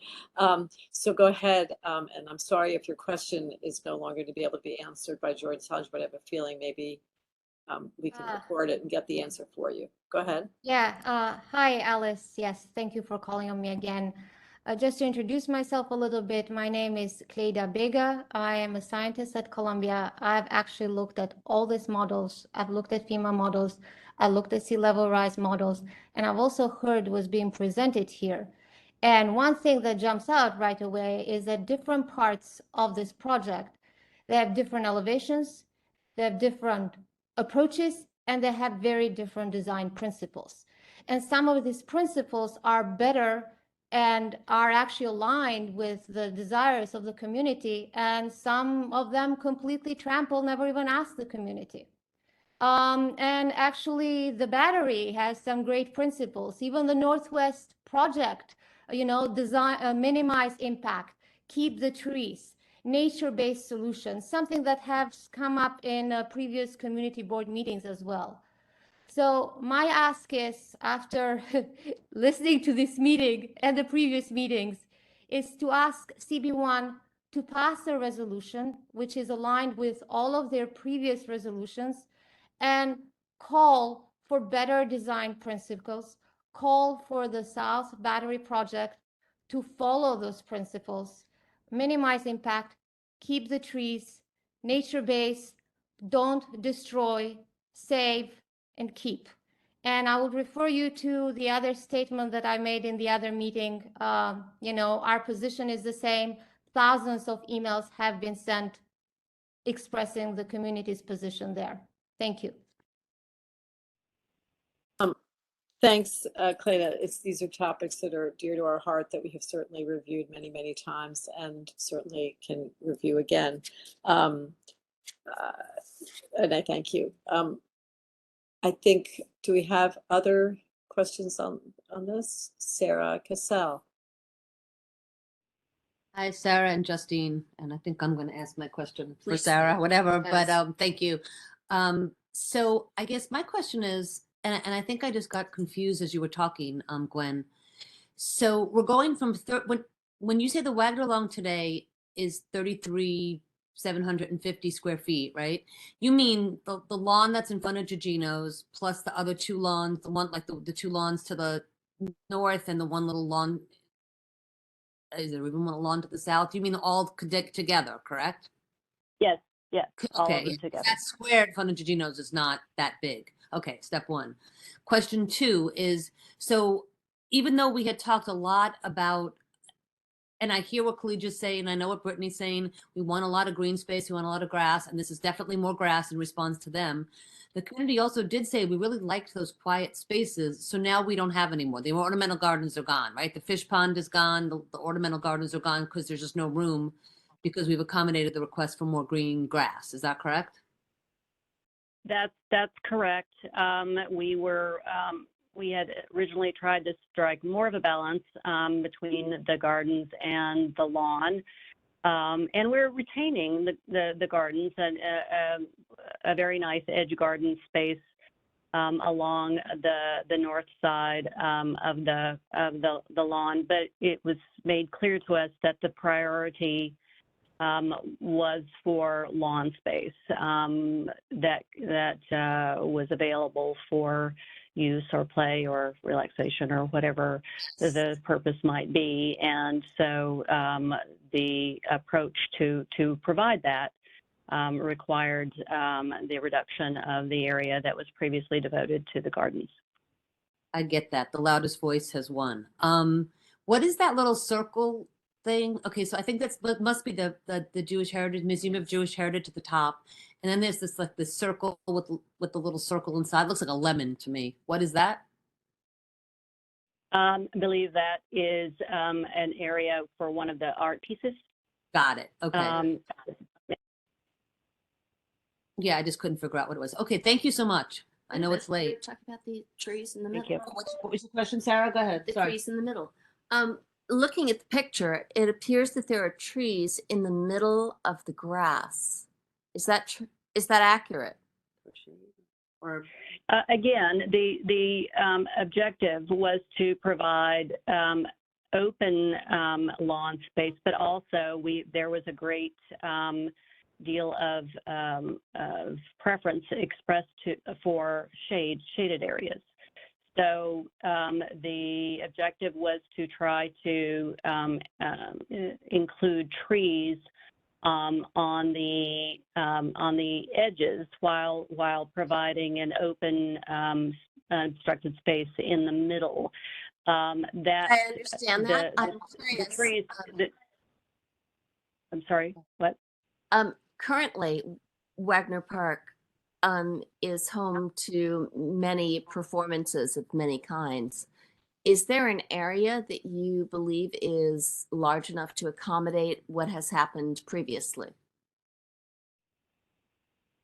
Yes. And when you say events of every kind, I mean, there's certainly the area with on the left side that faces the water that has the built-in seating there, which is available for events such as River and Blues and performances of that nature. For smaller events or for different types of events that there may be a preference to utilize the lawn. There will be adequate space for those types of events, and I know that the design team it was desirous of creating some areas within that open lawn that are a little bit more private. And so that there can be multiple things happening, or there can be an event while other people are using other parts of the park, so that space can accommodate those types of multiple uses. Thank you. Excuse me, Wendy. Thank you, Wendy. Yes, thank you. First of all, I just want to say last night and tonight, it's very clear that the design team has really been listening to the community and trying to redesign and accommodate the feedback. And, you know, this bigger lawn was actually a surprise. And I commend you for, you know, kind of, I guess we're, you know, threading the needle, which is not easy. And so thank you for that. One of the things that I was excited about with the last design, which I wanted to just ask because I haven't seen it mentioned, is that there was going to be a cistern and water collection. And now that the lawn is so much bigger, is there a larger cistern going in? And, you know, so we're collecting you know, water to recycle, because as we know, it's been really hot and it'd be nice to be able to tap into rainwater because we're going to get a lot. And I'm just wondering, how is all the drainage working for this so we can capture as much of the water that's going to be coming in these freak storms that are now like Florida-like storms that you can get, you know, several inches in such a short amount of time? Thanks, Wendy. That's a great question. And yes, we are very pleased about the use of the cistern to help in the groundwater and runoff management and for reuse for irrigation. The currently sized cistern, there's not an indication quite yet as that would need to be increased, but their design team is finalizing the drawings and the specifications associated with the larger lawn, and so there is a possibility that they would upsize that cistern, but I don't know the answer to that yet. We just don't have that answer. Yeah, thank you. If that's something that could be figured out in any way, I just think that these freak storms that we're getting, you know, that's also part of the flooding conundrum that we're going to be going forward. And this could be something pretty special, collecting the water. Yeah. Thank you. Yeah, exactly right. Thank you. I don't see anybody else from our committee, so I'm going to take the liberty just before we go to the attendees. Just, you know, I have to say at yesterday's meeting to see the Northwest plans, and I know I've made a big call to see those plans in tandem in conjunction with these plans. I think it's critical, and I'll go on record repeating that many times. We need to see the whole and what the consistency is in the approach. One of the things we saw that was so encouraging, Gwen, yesterday was the I guess it was Reach 3A.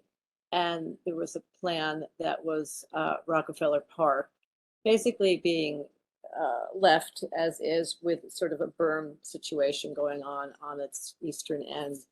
And the work of Kate Orff, I'm a big fan, and landscape architecture, is really all about passive solution. And I know this was a different team that has ACOM, I think, as your landscape architect. And correct me if I'm wrong. But now that you're taking, very kindly taking liberty of looking again at some of the landscaping issues here, I wonder if there's any room for more of the passive type of landscape. And I know I had asked for today a wedge update, and I'm curious because of course wedge is very dependent on some of these passive schemes. Is there an update there of step downs or other passive sort of, formations that aren't showing up here, as you can see on this edge, on the white edge? And, can we get an update on that? And is there any room for that? I think that's really something that you can hear the community calling for, a slightly different approach. And of course, the point that keeps coming up is the difference in elevation, the differences in the approach. And I think it would help us, and I don't know if it's tonight, but soon, we really need to understand why this approach seems to be quite different than the one that you're now advocating for potentially as one of the reaches for the Rockefeller Park in the north. And I know that's a big question, and I'm going to put it out there, but I appreciate a little bit more information on that. I was very intrigued to see the scape, which was being on your team, and I think that's a fabulous addition.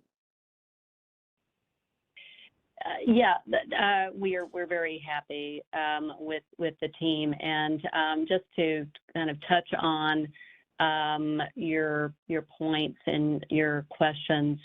There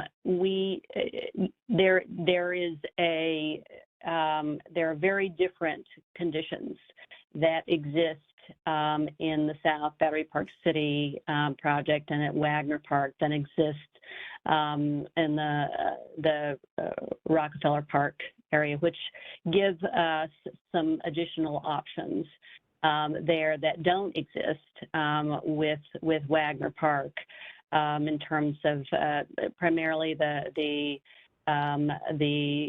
size and the width of the park and the proximity of the water to the built environment, and other options that would not be suitable or possible at Wagner Park that may prove to be viable in Rockefeller Park. So it's not a change of any principle or underlying criteria. It's just there are different conditions that exist in the two locations. With respect to wedge, I'm gonna give you a little bit of an update on wedge in just a minute. We're gonna scroll down a little bit more in a minute.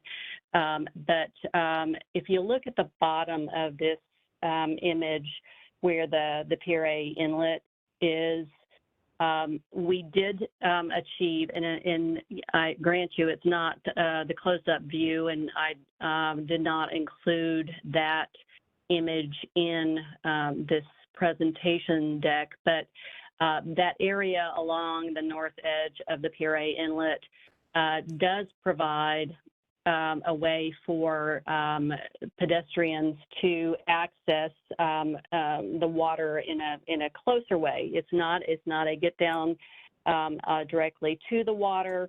The water conditions there are not something we could look at that. We evaluated it over a long period of time. There were a number of different ideas.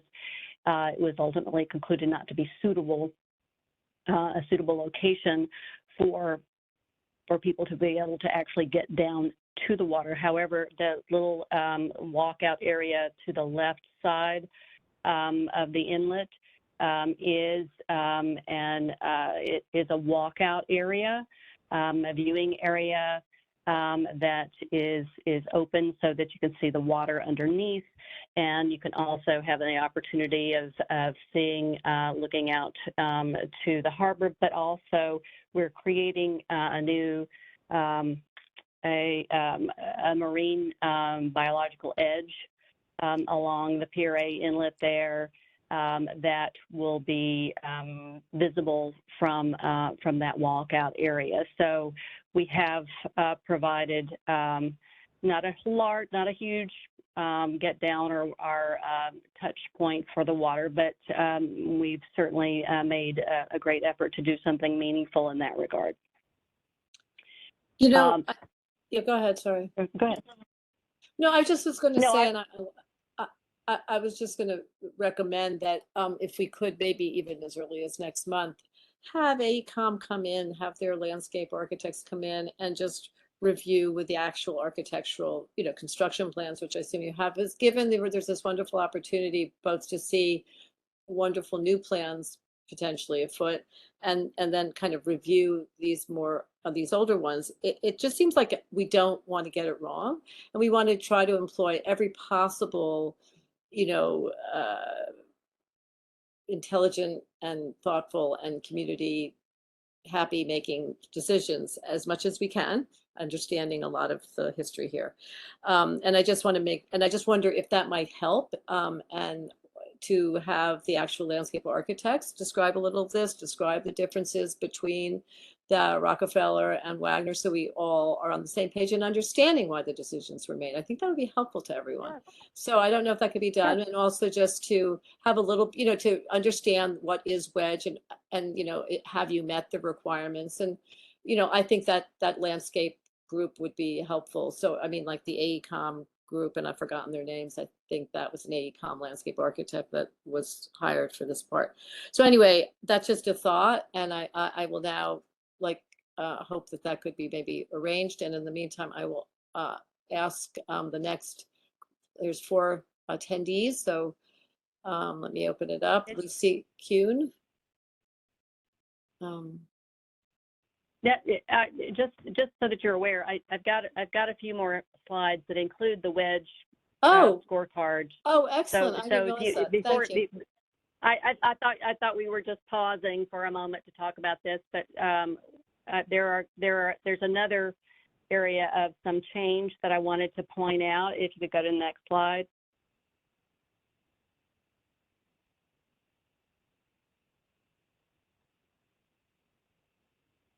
Last time we were with you early in the summer, we had mentioned that there was a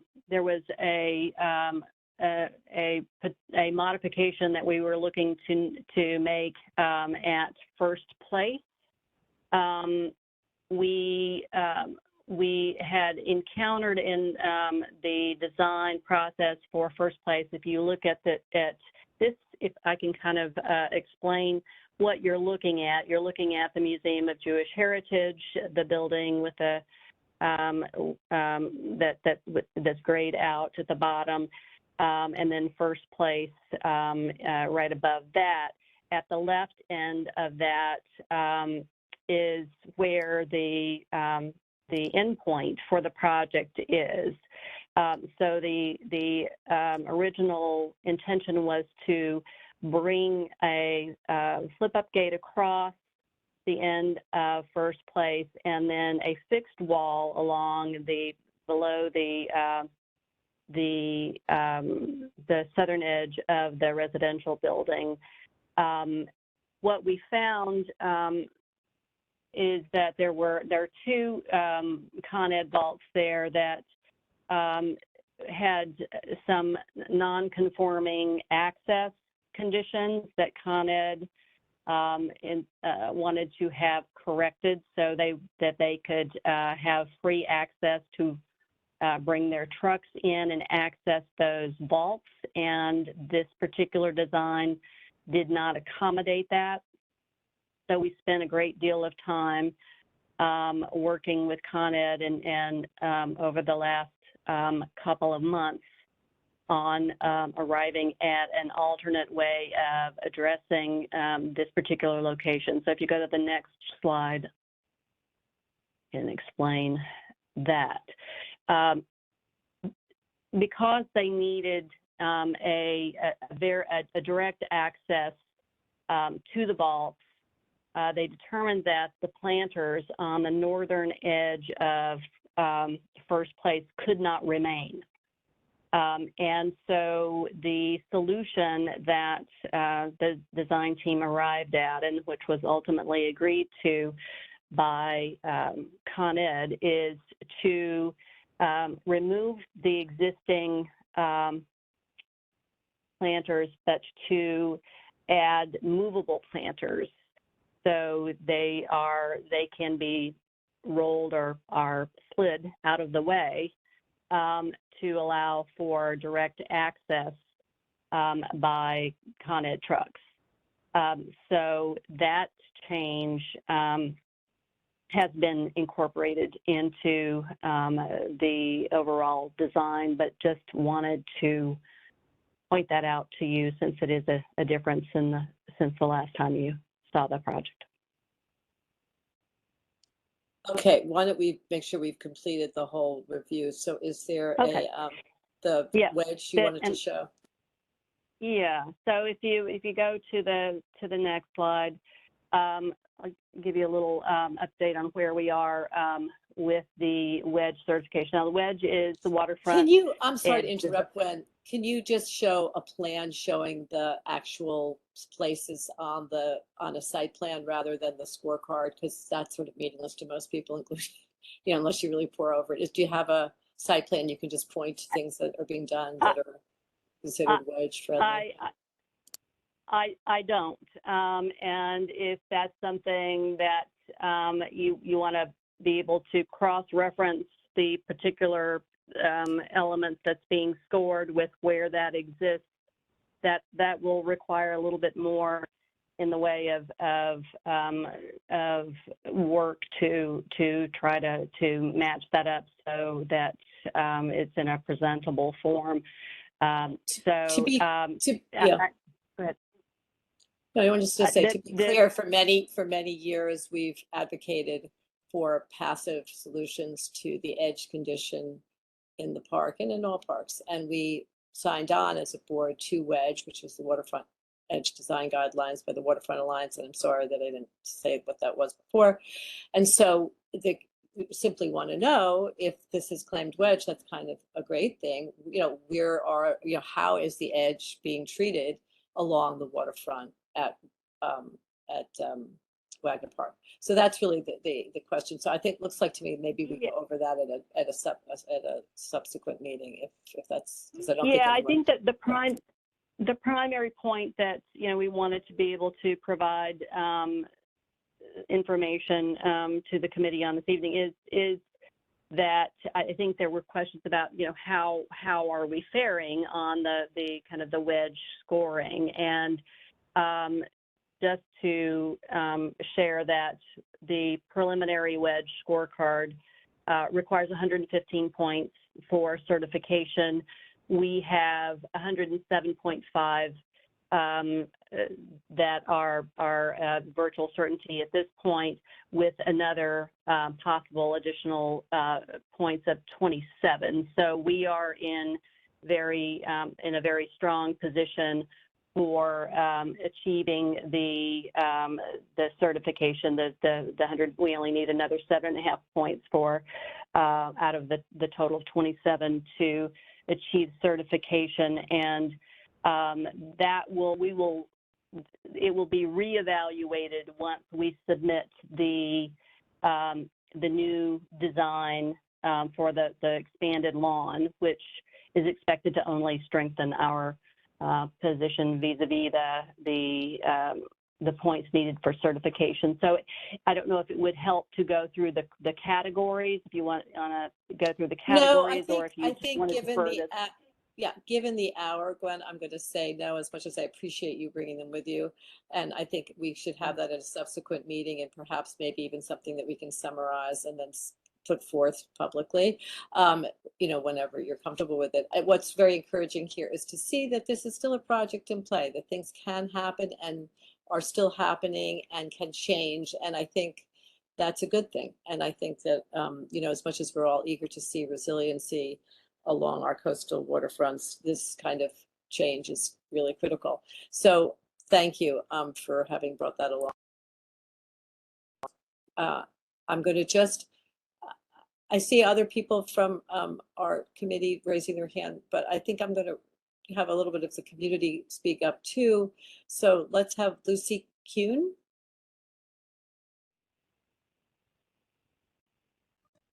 Can you hear me? Yes. Okay. Hi, everybody. Thank you. I know probably most of you. I want to thank Community Board 1 for all of your hours of time and commitment. And Gwen, thank you also in the BPCA for listening to us. I have been a resident here since 1998. Been through many things as an owner since then. I will say, just going on the record that the residents of downtown, and I appreciate their renditions and iterations, but I think we still have ways to go to be aligned as those that live within 1, 2, 3, 5, 6, 8 blocks and near the subways for resiliency. I don't think that anybody is denying that. We are, all the residents of downtown are not climate deniers. We moved here whenever we moved here to love and support climate and resiliency. And the BPCA, which was started in 1968 by Charles Erstadt and all those founding fathers and women.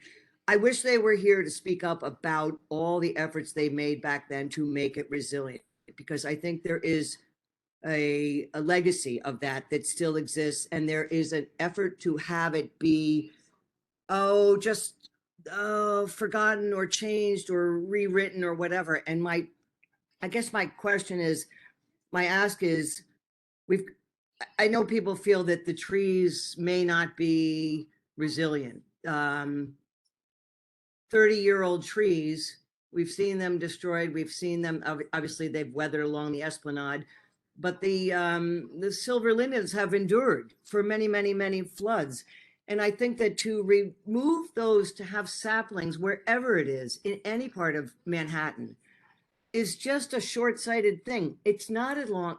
We are all here for the long term, for all of our children and grandchildren and anybody beyond that. But I ask for a resolution to align the projects for resiliency that will support the community, the city, and the visitors. That's it. Thank you. Thanks very much, Lucy. I just would ask that everybody, if you have a question, ask the questions. We have a 2-minute rule on the community board, and I'd love it if we could all abide by that. And you certainly did. And it's a good point, a very good point. Thank you. Okay, I'm going to head back up onto the committee. I see Tammy has not spoken. Thanks.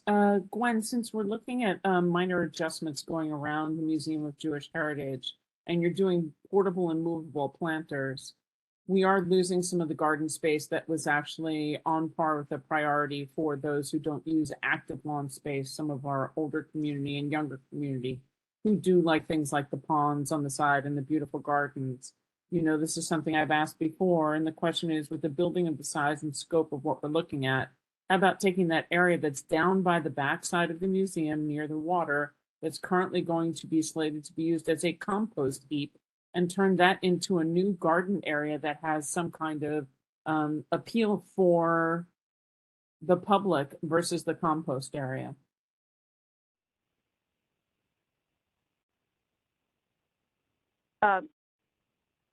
Number one, I mean, it's not just a correction. It's not a compost area. It is a short-term staging area for the parks maintenance staff. And I hear your request, and I know that we have looked at it in the past and have not been able to derive a way of avoiding that. And it seemed that there was not an area there that was going to be a public amenity in any event. It was very much next in the corner next to the building. But I will ask again. I will ask the design team again to take a fresh look at that, see if there's anything more that can be done there. That would be great. And I just want to note that the current storage area is significantly further south and further away. I understand there's not enough storage or not any storage really for what you were looking for in the current structure of the pavilion. But within the new building, it certainly would be closer with your own private security, secured service entrance than even the current location is. So please work with the design team in any manner possible. Thank you. Thanks, Tammy. Thanks, Gwen. Okay, Kelly from the attendee section.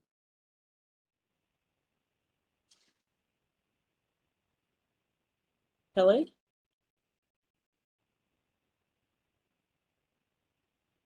I wanted to make the comment, then ask a question. The comment was on the open house last night, and I wanted to commend the difference, the sea change in the design principles and how that reflected in the alternatives.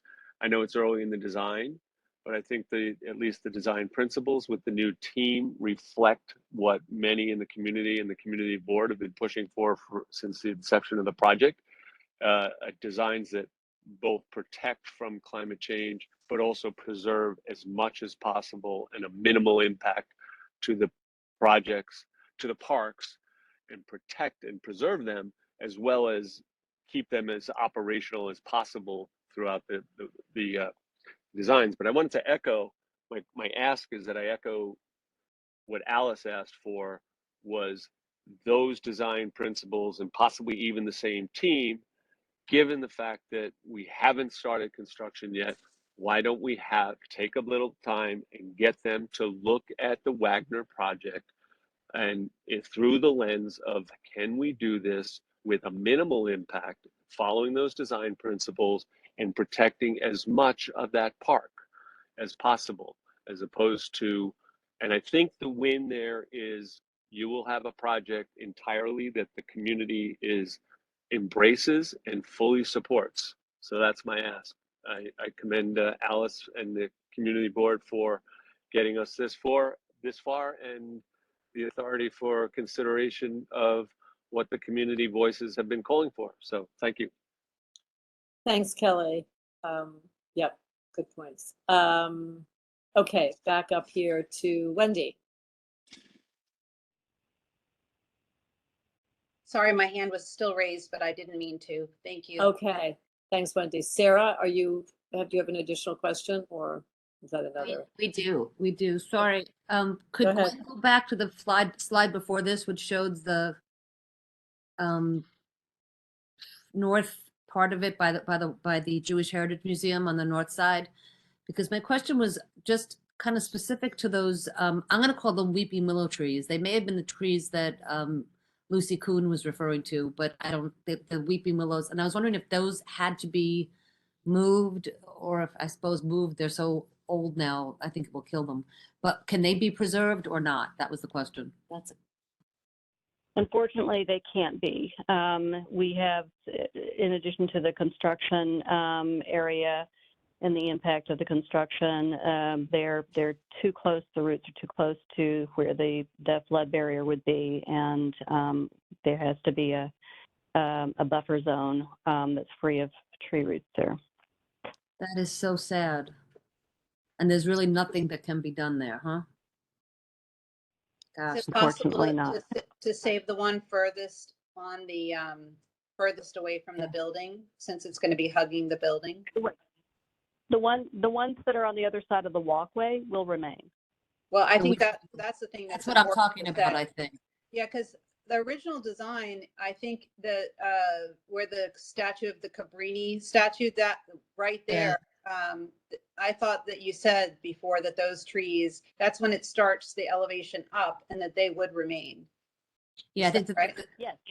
So yes, those will remain. It's the ones that are next to the building north, that have to go.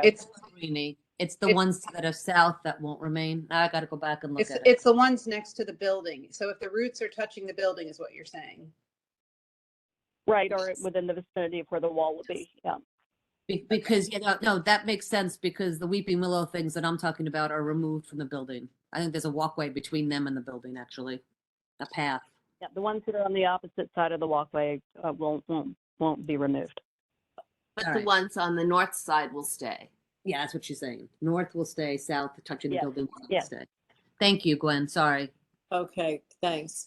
Julia, from the attendees? Solganik?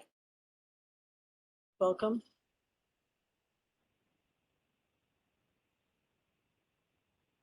This is Slava Solganik. It's not Julia, though. Oh, it's coming as Julia. Sorry. Just let me introduce myself. I have PhD in physics from NYU, and I'm dealing with modeling all the time, professionally. But one thing which strikes me, besides all the wonderful fine details, is the thing which was mentioned by a few speakers. It's elevation, and that is a key. And Battery Park City is not an island. I saw it as an island only once during Sandy for probably 1 hour or so. And it's probably the only area which was not affected. And if you're trying to build a ship using patches by different neighborhoods, it's designed to be collapsed. It does not work, basically. I'm not sure like what is trying to be solved, but you cannot approach this problem neighborhood by neighborhood. And I think there was research by Bloomberg at like sometime after Sandy about designing levees at some level after Staten Island and Sandy Hook of New Jersey, which is actually something which we have precedents in the geography, like in Netherlands, which is under sea level, and it works. And this kind of holistic solution would work probably much better for New York City.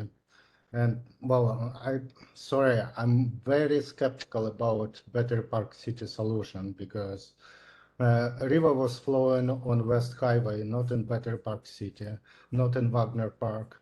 Like flooding was going to like tunnel, Battery Park City tunnel, and I just like elevation is the key, and Battery Park City is not an island. I think that's one thing which I want to like bring up to attention. Maybe, sorry, I'm very straightforward about this. When do you want to respond to that? Yeah, I just want to thank you for your comment. And one of the things that you're talking about right now are the things that we gave a lot of criticism and feedback over the years for the last, Alice, you tell me, was it 6 years, 7 years? I'm losing track of how long we've been working on this project. And we as a community board questioned all the things that you're talking about in terms of, Wagner, was high ground. And we were concerned that the underground tunnels were flooded. And one of the things that I really commend the Battery Park City Authority is that the project went from the first iteration, which was we're just going to build a bigger restaurant and with a big seawall, because there is wave action hitting the park because it is the tip of Manhattan. But very quickly over those couple years, it's really become something that is a piece of the puzzle to the big U, to your point, that big came out, that was probably right after Hurricane Sandy. It was in the New York Times, that big U. It's now has many different names and the whole thing, but I want to just say that, and everyone on the committee can vote separately, but I just want to say that it's taken me a while to get to the point where I very much support this project. It is not a perfect project. If I'm looking at Lower Manhattan, I would do the puzzle pieces in a different order. Quite frankly, I'm still upset that that's a separate topic of what we're talking about, that North Tribeca doesn't even have any money for a plan, let alone a plan. But when I have learned how government works, and we've worked on this now for so many years, you take the puzzle pieces in the order that they come. And even though this is not exactly what we would all pick, it's not exactly a perfect plan, I will say that the authority has been incredibly responsive and trying to work with all of the different constituents. And the other thing, that the news just keeps getting worse, and the storm surge that's going to hit Lower Manhattan, it's going to be more intense. And so we spend a lot of time on combined sewer overflow, which this project includes, that, doesn't spend, I think we should spend more time on all the sewage and the drainage and the combined sewer overflow. And that's important. And it's not an island except for that hour, but it's going to be more and more with all these rainstorms we're getting. So and listen, this is complex. It's not going to be perfect. And I don't want to preach, but you know, I'm of the, we should have done it already. And so I'm of the, we have to make our peace with this, and the funding's in place and it needs to start right away. So I will cry when Wagner Park is destroyed. I will cry when those trees come down. I do not want to see what's going to happen, but I intellectually know that my grandchildren, which I hope I have some someday, they deserve Manhattan too. So, you know, I just, you know, sitting through all these meetings, especially if you've come to it recently, I totally hear everyone's frustration and emotions, because I'm that person in the room. I'm always that person in the room. But we need to do this, and we need to do it even if it's not perfect, and you know, put our input in as soon as we can. But anyway, I will stop with. Thanks, Wendy. Yeah. Thanks. And input we are putting in, and I think that's the point of this evening. And it's a very you know, interesting perspective too, and important. Okay, I think we have. I see only one more hand, and that is Brittany again. Brittany Harris, welcome. Can you guys hear me now? Yes. Perfect. Thank you so much. Yes, I want to commend the community board for your work along the way. And Wendy, I do know it's been a long process. I do think that, you know, when we take opinions of whether we should move forward or not, we also need to consider the people that actually live in Battery Park City who are paying for this. And just because that, you know, it might not be perfect, you should also think about who is paying for it and do they deserve something that is better and perfect. And so I think that we should give priority in that sense.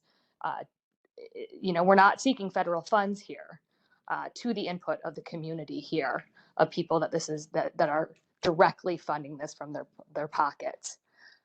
I echo what Kelly said, what Lucy said.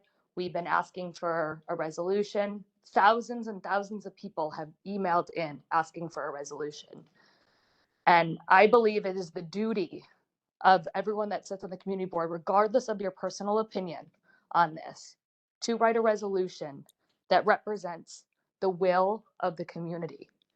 These people are entrusting in you to represent them and to provide voice to them, to a government that does not always listen to us. And I think it is your duty to write a resolution tonight on behalf. You heard the people, you felt the people that were in the room. The anger last night was so palpable in the room, that there was so much anger and so much mistrust between the residents and the authority. And it's only going to get worse if you move forward as is. It's great that there's more lawn. That is wonderful. You know, all we heard was a 74% increase. It's actually not. It's a decrease. You know, I really strongly urge that we take a moment, we get a better design. We all know we need resiliency, but we need the right project with the right approach.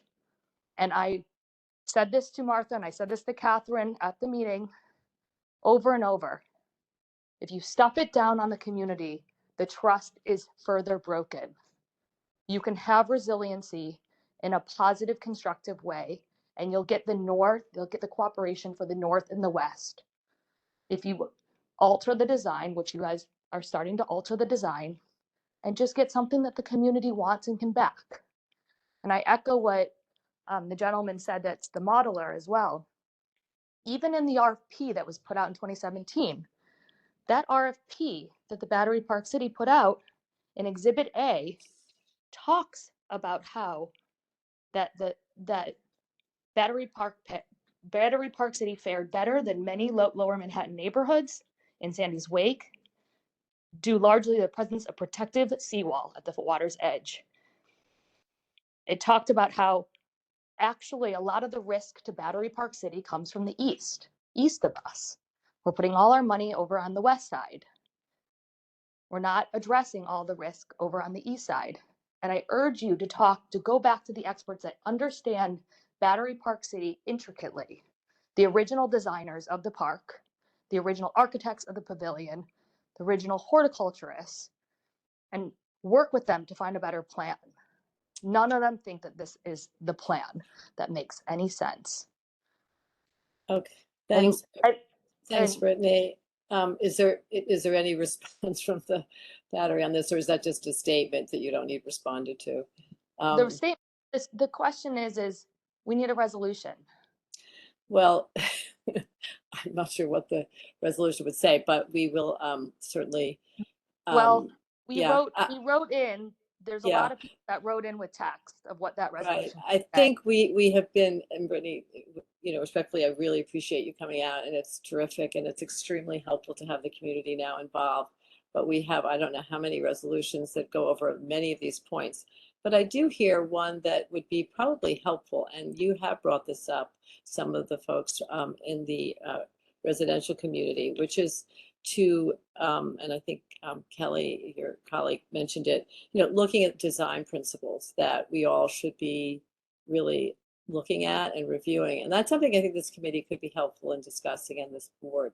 So I do think that is something I'd like to bring to the committee's thoughts and attention. So I thank you for that idea. And perhaps that would be a resolution, is to define just design principles for resiliency for Lower Manhattan as we'd like to see them. I don't know what you all think about that, but that could not, that won't again be fleshed out tonight, but I just like to bring it out there. I see 3 more hands, and I think we're going to then thank you all very much for all these really interesting and important comments. So I think I have 2 more here. So Nick Bordone, you're up.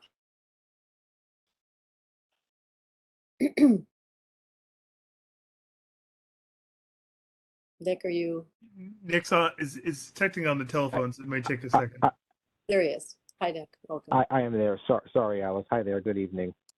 Sorry, I'm on the phone this evening instead of on the WebEx. I just wanted to weigh in and I know there's a question that came up earlier during the presentation for the record. So it's a net increase of 126 trees to the South Battery Park City project area. So overall, it's 126 more trees than are there today as part of the new design. If that's helpful, to the committee. I sent Lucian some numbers. You can throw them out in the chat, but we have them broken out by area as well. So this it's is 19, 126 more trees than the existing trees at at Wagner Park today. Is that what you're saying? Oh, there we go. It is. Okay. It's 91 The new whole trees project. in Wagner Park. Yes. So it's a net increase of 5 trees at the Museum of Jewish Heritage, a net increase of 91 trees at Wagner Park, a net increase of 21 at Pierre Plaza and the Pierre Plaza Inlet, and a net increase of 7 in Battery Park. That nets you 126 over the 109 that are there now. So it's 109 currently, 235 in the new design for a net increase of 126. That was it. Thanks. Thank you. Thanks very much, Nick. That's helpful information to have good data. Of course. Okay, Bob Schneck, welcome.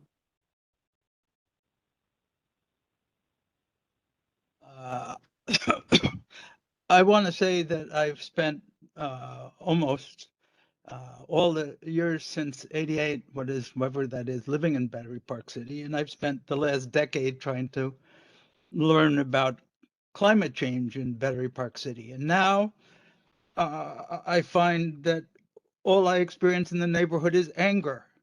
So all that's happened is we're kind of ripping apart any neighborliness that we've had in the community over these kinds of issues. I think that that's wrong. I think that we have to tamp down the anger.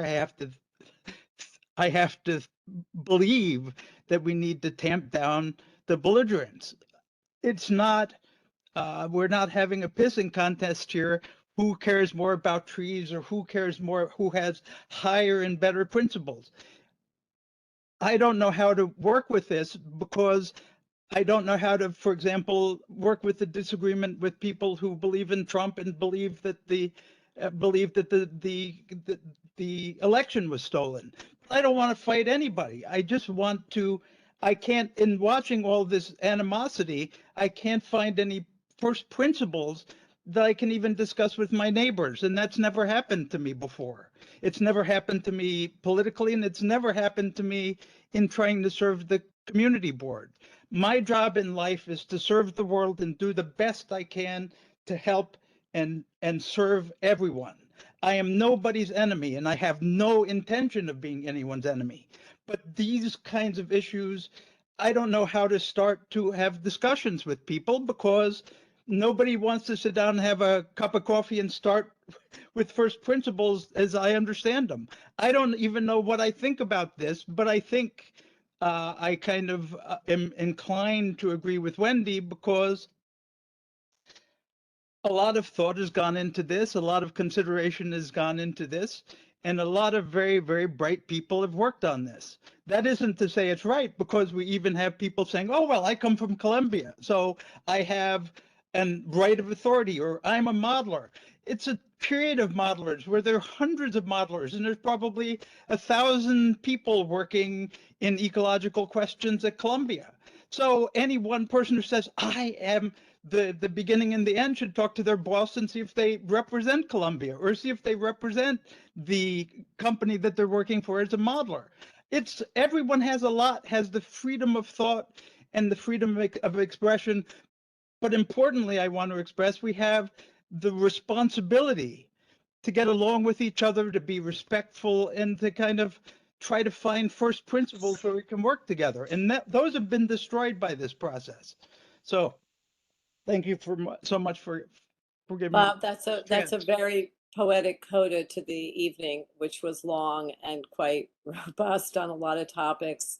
I think it's a really good point. I think that obviously there has to be some give and take in all of this. And, I think the takeaway is that there's a great deal to be learned from everybody. I'm glad that people are working together. I do think there's room to consider the very principles you're talking about that we want to try to strive for with environmental protection issues, and we should look at those.